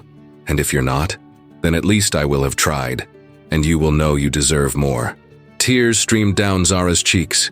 He wiped them away gently with his thumbs. "Why are you crying?" "Because this is everything I ever wanted to hear, and it came too late." "It's never too late. It is when my heart is still broken, Zahir, when I'm still afraid of you, when I don't trust that you won't wake up tomorrow and decide it was all a mistake. I won't. You can't promise that. I can promise that I will try, every day, for as long as you need." They stood like that, foreheads touching, breaths mingling, the world reduced to just the two of them. "I need time," she whispered. "I know. Real time. Not days, but weeks, maybe months. I will give it to you. And during that time, you have to be patient. No pressure, no expectations. Whatever you want." She pulled back slightly, looking at him. "Zahir, why is this different? Why isn't it just your wounded pride?" He thought carefully before answering. "In the beginning, maybe," he admitted with brutal honesty. "Jealousy was what woke me up, but that's not why I'm here now." "Then why?" "Because for the first time in months, I truly saw you. Not the arranged bride I resented, not the obligation I feared, but you, Zara, strong, brilliant, passionate. And I realized that my fear of feeling something was not stronger than the terror of losing you completely." It was the most honest answer he had ever given. And for the first time, Zara saw something that made her pause. Hope. Not certainty. Not trust. But a fragile hope that maybe, just maybe, they could find a way back to each other. "I need to go. I have a meeting in 2 hours." "Of course." Zahir stood up too. "Zara?" "Yes?" "Thank you for listening to me, for not giving up completely yet." She smiled, small but genuine. "Don't thank me yet. I can still change my mind." "I know. And I will still fight." At the door, she paused. "Zahir, those flowers every morning, were they you?" "They were. They are. Beautiful." And then she was gone, leaving Zahir alone with something he hadn't felt in years. Hope. From the adjacent corridor, Layla watched Zara leave the library, clothes crumpled, eyes red but shining. Rage boiled in her veins. She had wasted weeks trying to seduce Zahir, only for him to discard her like trash. And now that unsophisticated girl had everything? No, not a chance. Layla picked up her phone, calling a number she hadn't used in a while. "It's me," she said when they answered. "I need a favor. A big one." The voice on the other end asked what she needed. "I need information. Something that will destroy her reputation. Something that will force Zahir to choose between her and the kingdom." Layla smiled, cold and calculating. If I can't have him, she won't either. In her office, Zara sat down, still processing the night. She picked up her phone, looked at Karim's messages. A new one had arrived. My proposal remains, but only if it's what your heart desires. You deserve to be chosen, Zara, by someone who sees you from day one. She typed a reply. Thank you, Karim, for everything. But my heart? I think it's still stuck on someone who is finally learning to see me too. I need to give this a chance. She sent it before she could regret it. Her phone rang almost immediately. It was Zahir. I saw you turn down Karim. The message read, I won't waste this chance. I promise. Zara smiled, tears in her eyes. Maybe, just maybe, they had a chance after all. Zahir's first attempt to court Zara was, to be gentle, a disaster. She was in the garden reviewing proposals when he showed up, formally dressed, holding a bouquet so large he could barely see over it. For you, he announced, extending the flowers. Zara blinked. Zahir? How many roses are there? 100. One for every day I was an idiot. He paused. Actually, I should have brought 300, but the florist said it would be physically impossible to carry. Despite herself, Zara laughed. Are you really trying to impress me with flowers? Am I failing?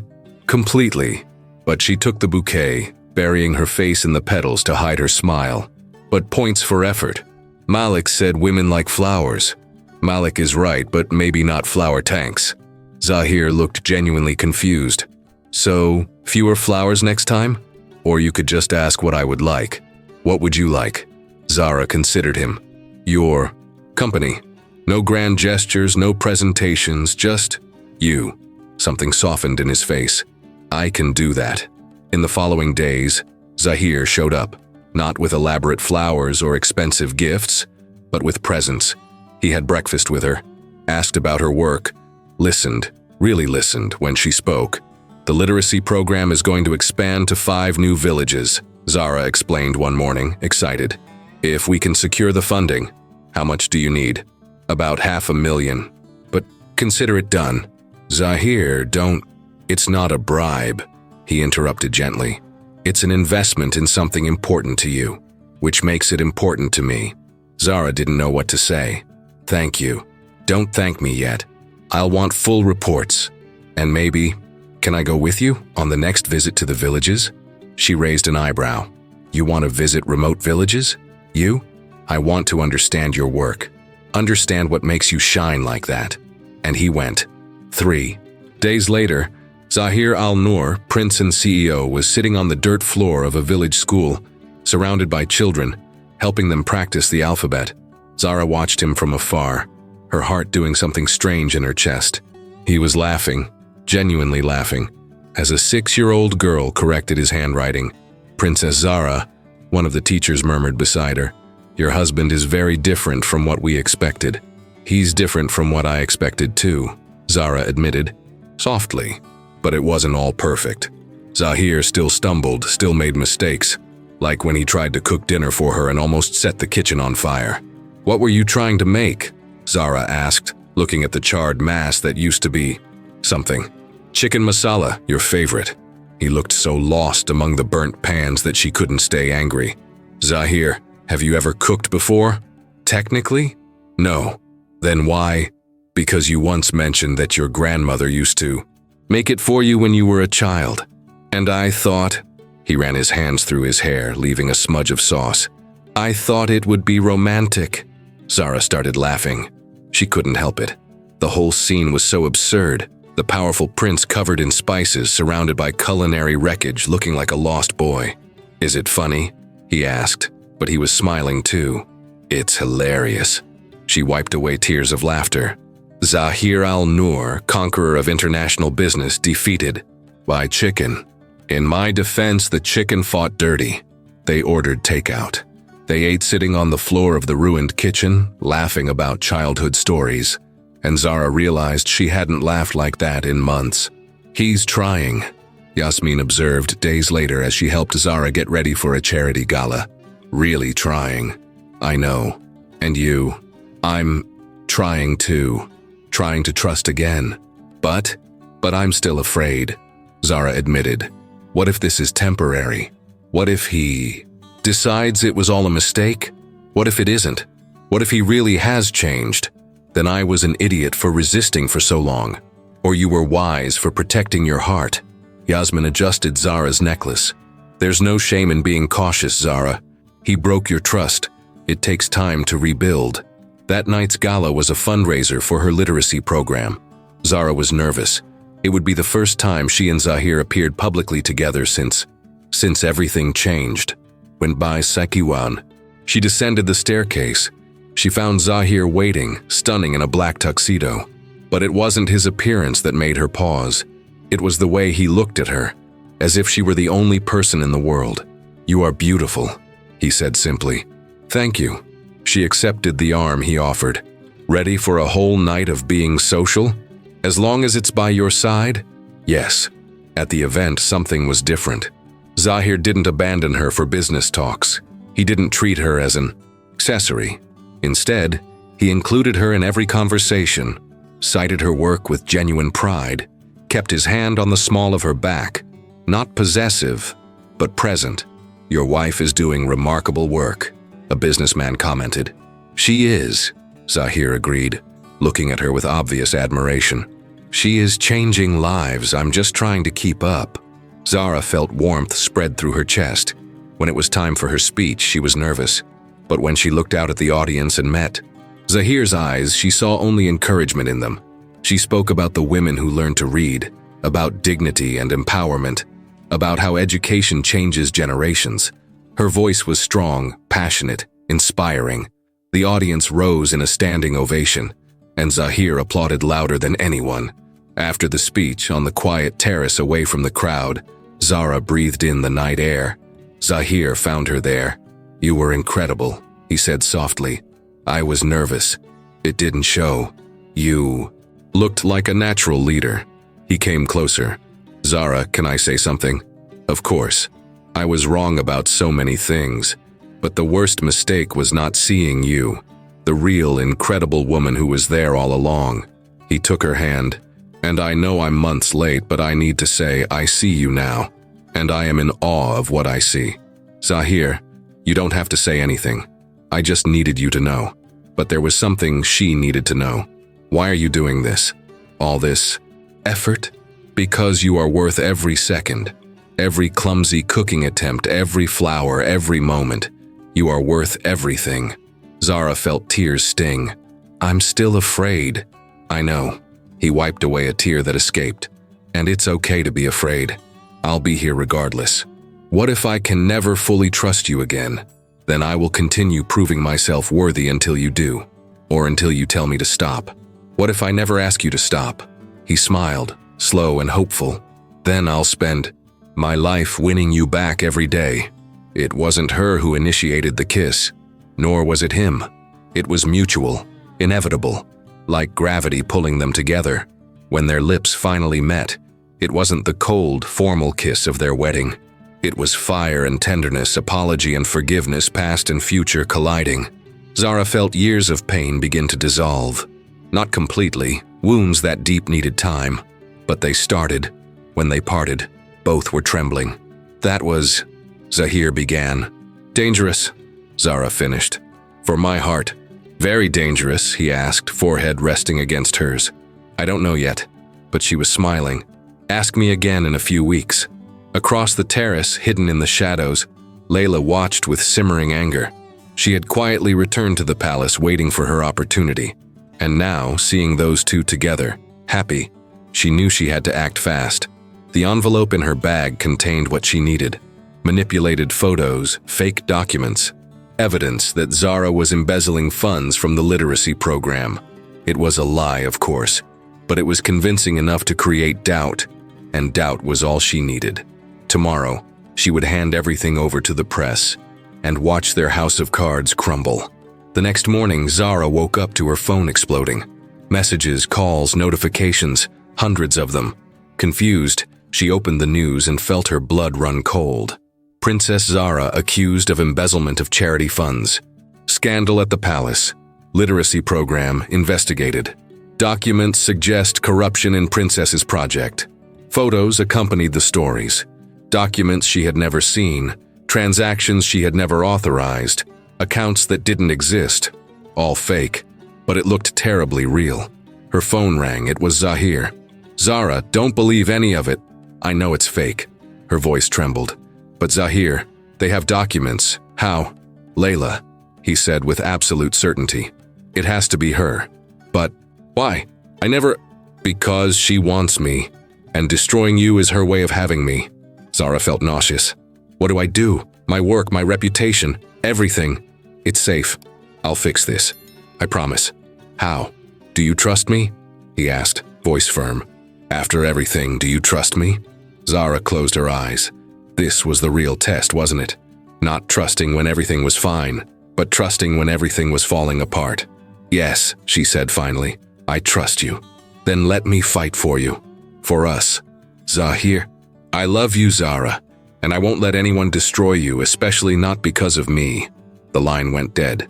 Zara sat there, heart pounding. He had said he loved her. For the first time he had said it, and she hadn't even had a chance to answer.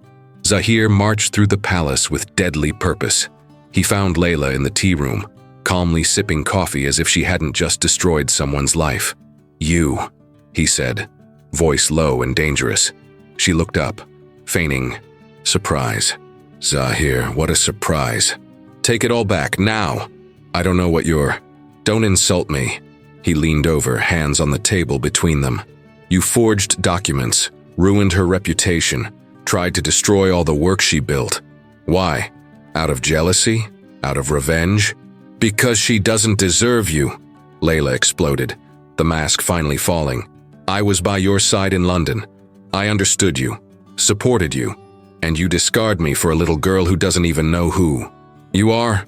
She knows exactly who I am, including all the bad parts, and she still gave me a chance." His eyes were steel. "Something you never truly wanted. To know me. You only wanted what I could offer. And is her love so pure?" Layla laughed bitterly. "I don't know, but I will spend the rest of my life trying to be worthy of it." He straightened up. "You have until the end of the day to retract everything, publicly, or I will turn over evidence of what you did. And yes, I have. To the authorities. You wouldn't. Test me." Layla stared at him, finally realizing she had lost. "You love her, with every part of me. Then I've already lost, haven't I? You never had anything to lose, Layla, because you never had me." 6 hours later, Layla held a press conference. She admitted to forging documents, publicly apologized, took full responsibility. The scandal flipped. It was no longer about Zara. It was about a spiteful woman who went too far. When Zahir returned to the palace, he found Zara in the garden looking at the sunset. "It's over," he said. She confessed everything. Zara turned around, tears in her eyes. "You did that. For me. I would do anything for you. You said you loved me. On the phone. I did, and I repeat it now." He took her hands. "I love you, Zara. Completely. Desperately. And if you can never say it back, I will still love you." "Idiot," she whispered, smiling through the tears. "I love you too. I always have." The kiss that followed was a promise, a healing and a beginning. And for the first time, Zara believed. She believed in him. She believed in them. She believed in the impossible. 3 days after the scandal was resolved, Zara woke up to a message from Zahir. "Meet me in the rose garden at sunset, please. I need to talk to you." She reread it several times, heart racing. They had already said, "I love you." They had already kissed. What more was there to say? But something about the message's tone, urgent, vulnerable, made her agree. The rose garden was the most beautiful spot in the palace, especially at dusk when the sun painted everything in gold and rose. It was also the place where they had gotten married. An eternity ago, it seemed. When Zara arrived, she found the path lit by hundreds of candles. Rose petals formed a path to the central gazebo where Zahir awaited her. He wasn't wearing a suit. He was in a traditional white tunic, simple but elegant, barefoot as was custom in sacred ceremonies. "Zahir?" she called, confused. "What is all this?"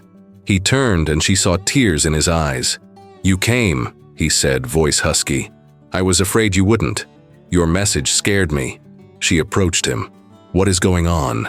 "Will you sit with me?" he asked, gesturing to the cushions prepared in the gazebo. "Just give me a few minutes." Zara sat down, heart pounding. Zahir knelt in front of her, not just sitting, but genuinely kneeling, like a supplicant. "Zahir, get up." "No," he interrupted gently. "Please, I need to do this right." He took a deep breath, taking her hands between his. "When we married here, in this very garden, I was present but not truly there. I said the vows because I had to, not because I wanted to, and you," his voice failed, "you deserve so much more." "Zahir, let me finish," he pleaded, tears streaming freely now. "Please, I've been carrying this for months and I need to say it." Zara nodded, her own vision blurring. "I was so afraid that day," he continued. "Afraid of feeling, afraid of losing, afraid of becoming my father, a man broken by love. So I built walls so high they wouldn't let anything in.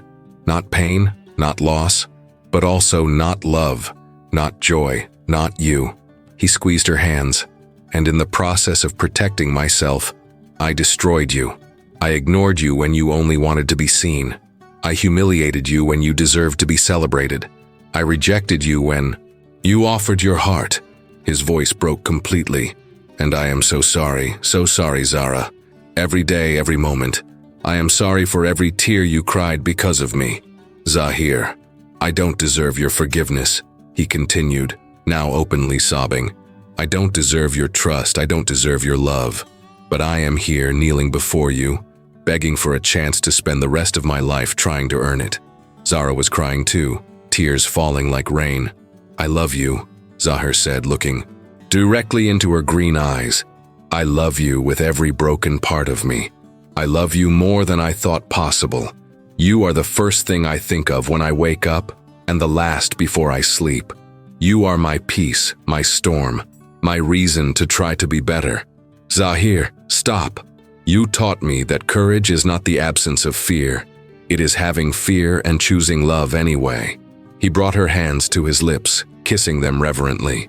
"I am afraid, Zara, terrified, but I choose you. Every day, I choose you."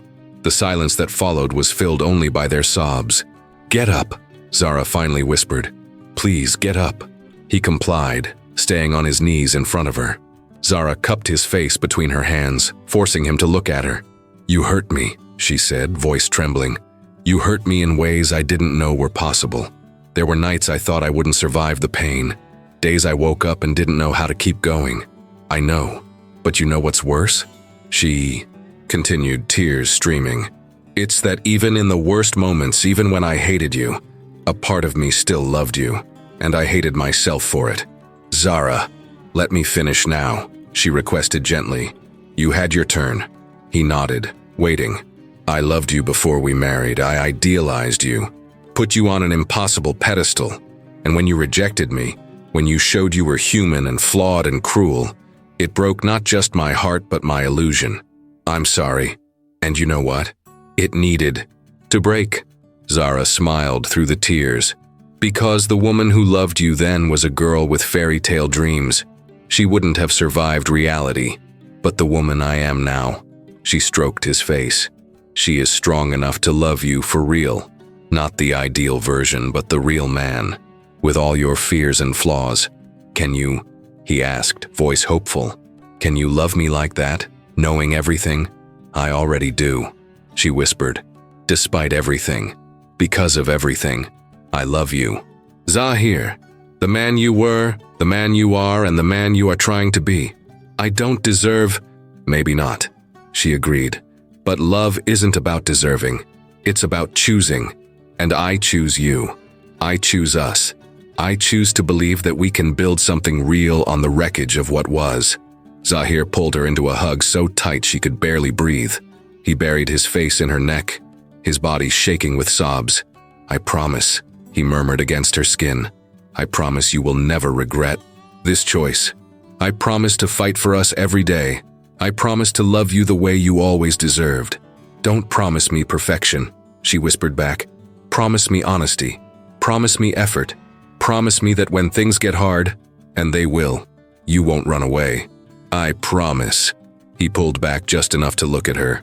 "I promise to stay. I promise to fight. I promise that your worst days will never be because of me again." Zara kissed him then, deep and desperate and hopeful. It was forgiveness and promise, an end and a beginning. When they parted, both were trembling. "Zahir," she whispered, "what is all this? The candles, the petals?" "I wanted to."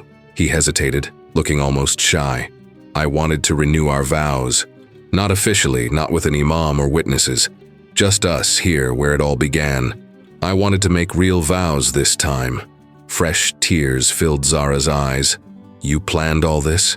"With Yasmin's help," he admitted. "She said you would like something. Private. Intimate." Was she right? Completely right. Zahir stood up, helping her to her feet as well. They stood hand in hand in the center of the gazebo, surrounded by candles and roses, the sunset painting the sky in impossible colors. "Should I start?" he asked. "You started all this." She smiled through the tears. "Fair that you start this too." He took a deep breath, holding her hands firmly between his. "Zara el-Qadim," he began, voice steady now. "I promise to see you. Truly, see you.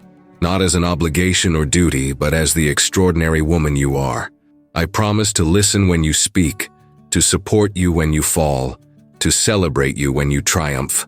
He wiped a tear that ran down her cheek with his thumb. "I promise never again to make you cry with sadness.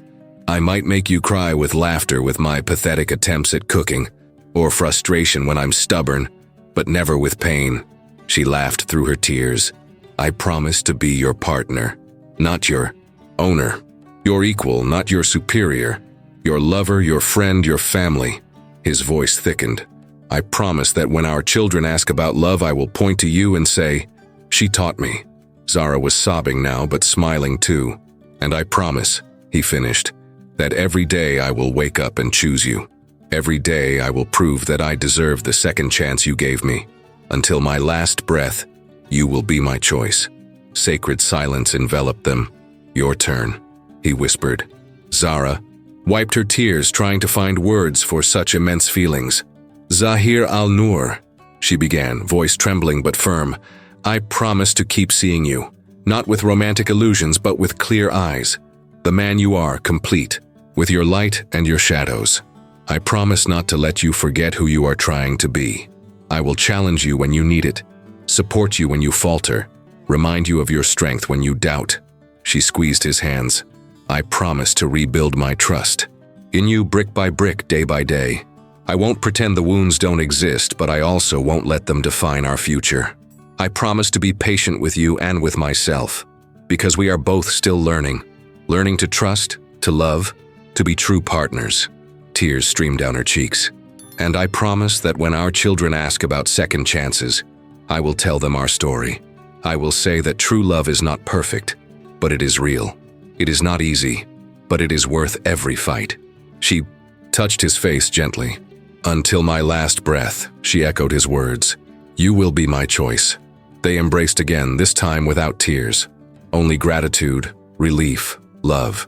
"Can we start over?" Zahir asked softly. "For real this time?" "We already have," Zara replied. "The moment you decided to try. The moment I decided to forgive. I love you so much," he whispered. "I love you too. So much it scares me." Scary in a good way? In the best way. They stayed like that until the sun completely set, until the first stars appeared, until the world disappeared and only the two of them existed. When they finally returned to the palace, hand in hand, both knew that something fundamental had changed. They no longer just had a paper marriage. They had a true commitment, a real partnership, a story of redemption that was just beginning. And for the first time since exchanging their original vows, both believed they could truly be happy. Together. The night was silent.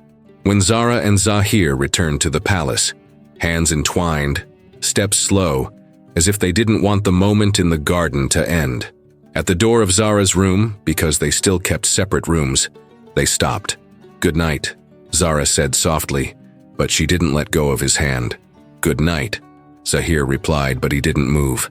They stood there looking at each other, the air between them charged with something unsaid. Zara. Zahir finally broke the silence, his voice hoarse. Can I? Would you like me to stay? Not to, just to be close. Talk or not talk, whatever you want. She saw the vulnerability in his eyes, the fear of rejection still present despite everything. Stay, she said simply. Please. The room was bathed in soft moonlight filtering through the open windows. Zara lit a few candles, more out of nervousness than necessity, while Zahir stood near the door, clearly unsure of what to do. You can come all the way in, you know, she said with a small smile. I won't bite. What if I want you to? He joked, trying to lighten the tension. She laughed, the tension breaking a little. You can always ask. Zahir approached, stopping at a respectful distance. I'm nervous, he admitted. I don't really know how to do this. Do what?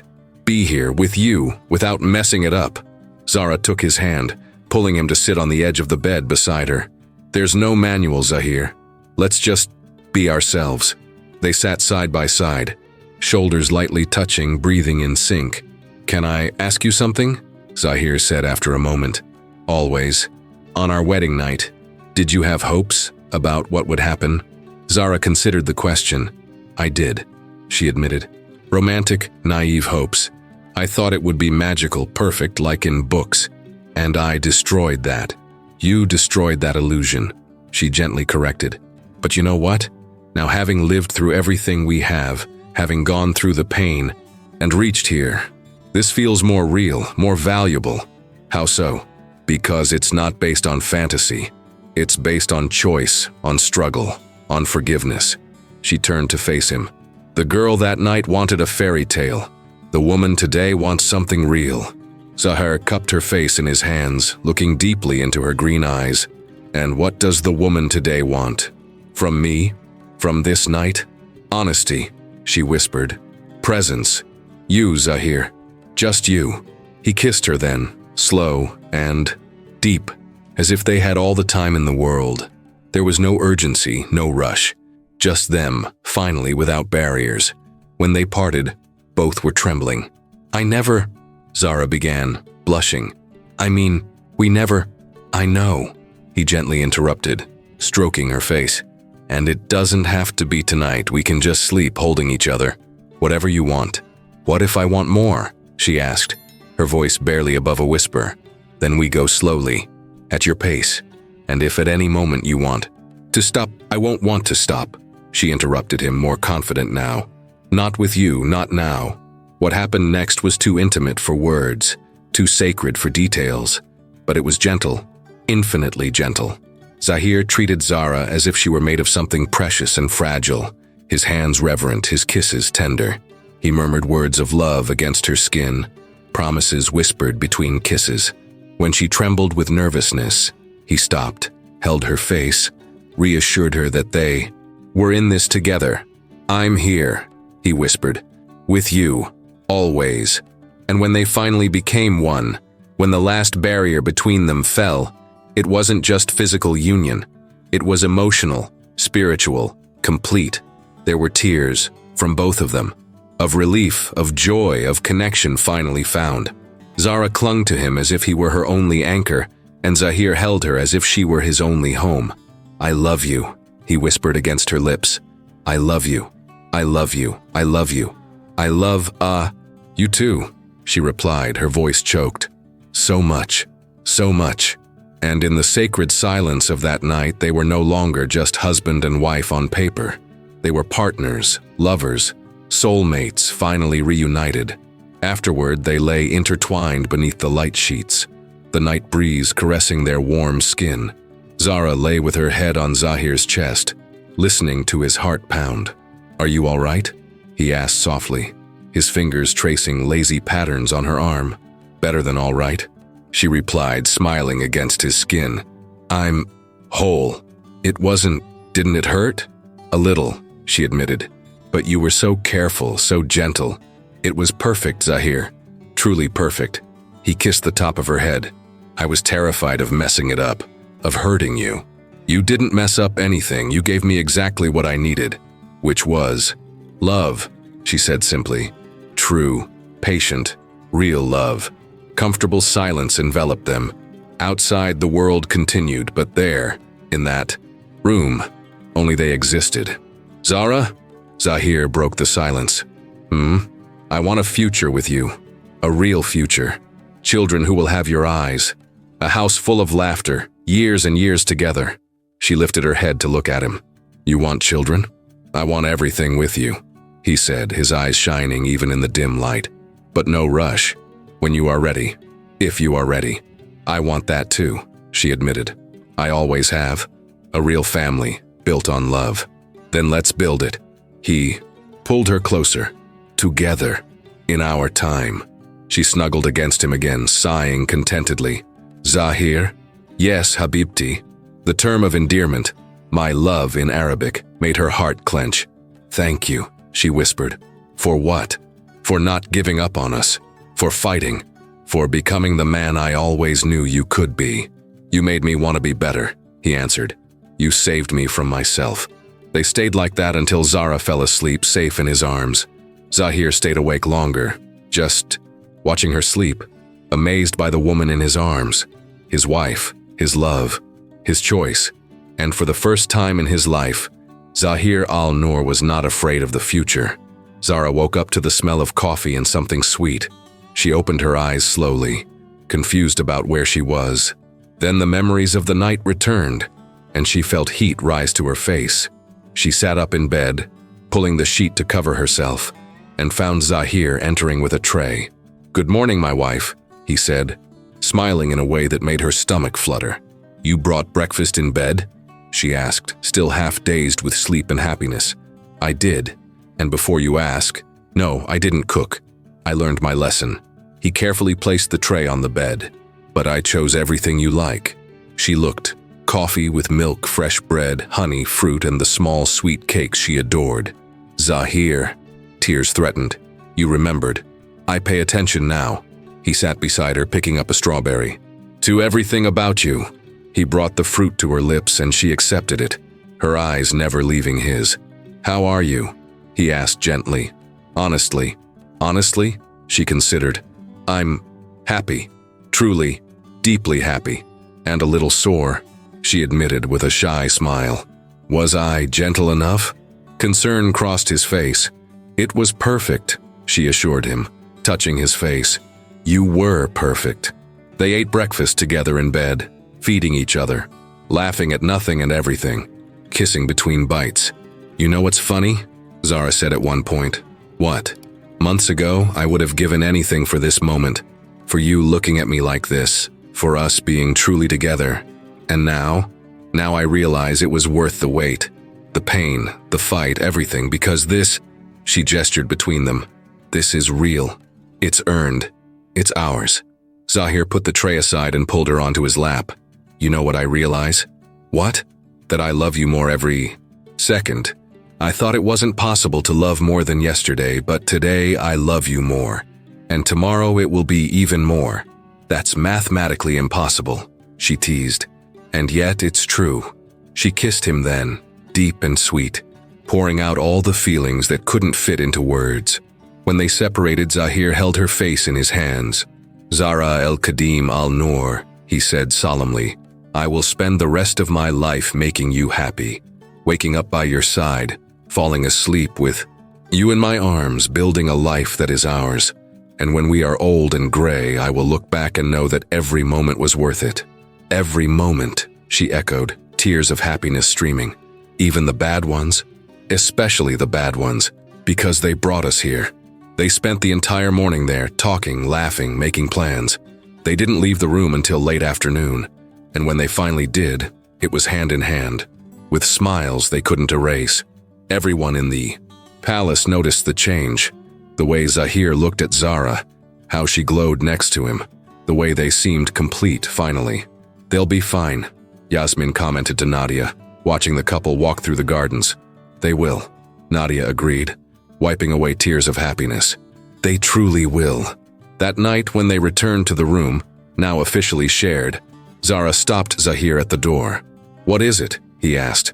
I just want to remember this moment. The beginning of our forever. Zahir pulled her into a hug, kissing her hair. This is just the beginning, Habibti. We have a whole lifetime ahead of us. I know, she smiled against his chest. And I can't wait.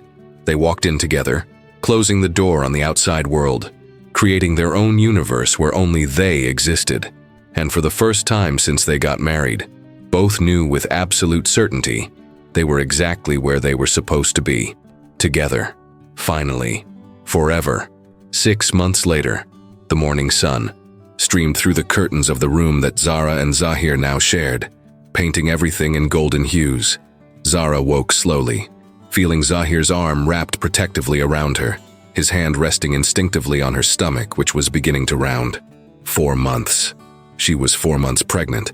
The discovery 2 months ago had taken them by surprise, a happy surprise, but a surprise nonetheless. Zara still remembered Zahir's expression when she showed him the positive test. Absolute shock followed by the purest joy she had ever seen. "We're having a baby," he had whispered, incredulous, his knees weak. "Our baby. Our baby," she had confirmed, laughing and crying at the same time. And then he had swept her into his arms and spun her around the room, laughing like a child, repeating, "We're having a baby," until they were dizzy. Now, watching him sleep in the soft morning light, Zara couldn't believe this was the same man who had rejected her on their wedding night. The man who had sworn never to love her, who had treated her like a burden. This man, this Zahir, woke up earlier than her to ensure she had fresh coffee waiting, read books on pregnancy compulsively, highlighting important parts, talked to her belly every night, telling stories to the baby who couldn't even hear him yet. He had become the man she always knew he could be. Not perfect. They still argued, still had difficult days, but present, committed, passionate. "I can feel you watching me," Zahir murmured without opening his eyes, smiling. "I'm just admiring the view," she replied, running her fingers through his hair. He opened his eyes, those brown eyes she loved so much, and pulled her closer. "Good morning, Habibti. How are you two this morning?" "Well, but someone decided to use my bladder as a drum at 5 in the morning." Zahir chuckled, moving down to kiss her belly. "Good morning, little one," he murmured against her skin. "Let's give, Mommy a rest today, shall we?" Zara felt her eyes sting. Damn hormones made her cry at everything lately. "What is it?" Zahir asked, looking back at her. "Nothing. Just you. This. Us." She wiped a tear. "Sometimes it still doesn't feel real." "I know what you mean." He held her hand, intertwining their fingers. "Sometimes I wake up and think it was all a dream, that I'm still that arrogant idiot who pushed you away. But you're not. You changed. You changed me," he corrected. "You taught me that courage is not the absence of fear. It is loving despite the fear." Later that morning, they were in the living room reviewing travel itineraries. Zahir had insisted on taking her to Europe, before you get too pregnant to fly. And now they were planning 3 weeks visiting places he had loved in London, and new places they would discover together. "Paris," Zara said, pointing to the map. "I've always wanted to see Paris." "Then Paris will be our first stop." Zahir made a note. "And Rome. And Barcelona, anywhere you want. You don't have to give me the world, you know." "I know. But I want to show you my world. The places where I lived before I found you. I want them to be ours now, not just mine." Yasmin entered with a tray of tea and biscuits. "Still planning the great European adventure?" "Planning," Zara confirmed. Although Zahir is being ridiculously overprotective. "I'm not being overprotective," he protested. "I'm being appropriately cautious with my pregnant wife. You want to book an ambulance to follow us across Europe. It's a reasonable precaution." Yasmin and Zara exchanged glances and burst into laughter. "Men," Yasmin sighed dramatically. "You get pregnant and they lose their minds." "I haven't lost my mind," Zahir defended, but he was smiling too. "I'm just being careful." "You're being adorable," Zara said, kissing his cheek. "And ridiculous, but adorable." In the afternoon, Zara visited one of the villages where her literacy program operated. Zahir insisted on accompanying her, of course, and she secretly loved his constant presence. The village women gathered around them, congratulations filling the air when they saw Zara's rounded belly. "Princess, you glow," one of the teachers exclaimed. "Pregnancy suits you," another agreed. And then a small girl, perhaps 6 years old, approached shyly. "Princess Zara, can I touch the baby?" Zara knelt carefully. "Of course, dear." The little girl placed her tiny hand on Zara's belly, eyes wide with wonder. "Hello, baby," she whispered. "You are very lucky. Your mommy is the best." Zara felt tears sting again. When she looked at Zahir, she saw his eyes were also moist. Later, in the car back to the palace, he held her hand. "Our child will have the best mother in the world," he said softly. "And the best father," she replied. "You're going to be amazing, Zahir. You already are." "I'm terrified," he admitted. "What if I mess up? What if I don't know how to be a father?" "Then we'll learn together, just like we did with everything else." She squeezed his hand. "And you already know the most important thing." "What?" "How to love. How to be present. How to not give up when it gets hard." That night, there was a family dinner to celebrate the imminent trip. Tariq toasted the couple, tears shining in his eyes. "When you married," he began, his voice thick with emotion, "I had hopes, but also fears. Fears that proved justified in the beginning." Zahir lowered his eyes, clearly ashamed. "But," Tariq continued, "you proved that true love is not what starts perfect. It's what refuses to give up. You fought, bled, grew. And now I look at you and see not just a couple, but true partners. To the love that chooses to fight." Nadia raised her glass. "And to the babies that will come from that fight. To the love that chooses to fight," everyone repeated. Afterward, on the private terrace under the stars, Zara and Zahir stood embracing, looking out at the kingdom they now ruled together. "Do you remember," Zara said softly, "that first night, when you said I meant nothing to you?" Zahir winced. "I was a monumental idiot." "You were," she agreed, smiling. "But you know what's crazy? I wouldn't change anything." He looked at her, surprised. "Nothing? Even with all the pain?" "Even with all the pain, because it brought us here. It made me strong enough to challenge you. It made you humble enough to change. It made us real. I'm still sorry for every tear. I know. And that's part of why I love you." She turned in his arms. "You don't pretend it was perfect. You don't deny your flaws. You own them and work every day to be better. To be worthy of you. To be worthy of us," she corrected, placing her hand on her belly. Zahir covered her hand with his. "I'm going to tell him our story," he said, "when he's old enough to understand. I'll tell the truth. How I was cowardly, how you were brave, how true love is a choice, not destiny. And I will tell him," Zara added, "how his father learned that vulnerability is not weakness. How he had the courage to break down his own walls. How he showed me that people can change when they want to enough. Do you think we'll be good parents? I think we'll be real parents. Imperfect but present. And that's more than enough." A week later, they were at the private airport, about to embark on their European trip. The whole family came to say goodbye. "Take care," Nadia said, hugging Zara tightly. "And call often." "I'll call every day, Mother," Zara promised. "And you," Nadia turned to Zahir, cupping his face in her hands. "Take care of my daughter and my grandson. With my life," he promised solemnly. Tariq pulled Zahir into a hug. "I'm proud of you, son, of the man you've become." "Everything I am now," Zahir replied, his voice choked, "I owe to the woman you raised." As they finally boarded, Zara looked out the window at Al-Qamar, the Moon Kingdom, their home, witness to their journey from pain to love. "Will you miss it?" Zahir asked. "Always, but I'm taking my home with me." She touched her heart, then his. "Here, and here." During takeoff, Zahir held her hand, looking at her with an adoration that still made her blush. "What is it?" she asked. "Just thinking, if someone had told me on our wedding night that one day I would be here, completely in love with you, expecting our child, planning our future, I would have laughed. And now, he kissed her hand. "Now I can't imagine another life. You are my north, Zara, my reason, my everything. And you," she whispered, "are living proof that people can change, that love can heal, that second chances, when fought for with truth, can be even more beautiful than first ones. The rose garden was more beautiful than ever, decorated for Samara's second birthday. The daughter with green eyes like her mother, and dark hair like her father, who ran among the guests laughing with pure joy. Zahir chased her playfully, making monster growls that made her shriek with a mix of delight and fake fear. When he finally caught her, spinning her in the air, their laughter filled the garden. Zara watched from the shade, one hand on her belly. Round again. 7 months this time. A boy. Yasmin sat beside her, smiling. "Who would have thought, huh?" Yasmin commented. "Who would have thought what? That the Ice Prince would become the most doting father in Al-Qamar?" Zara laughed. It was true.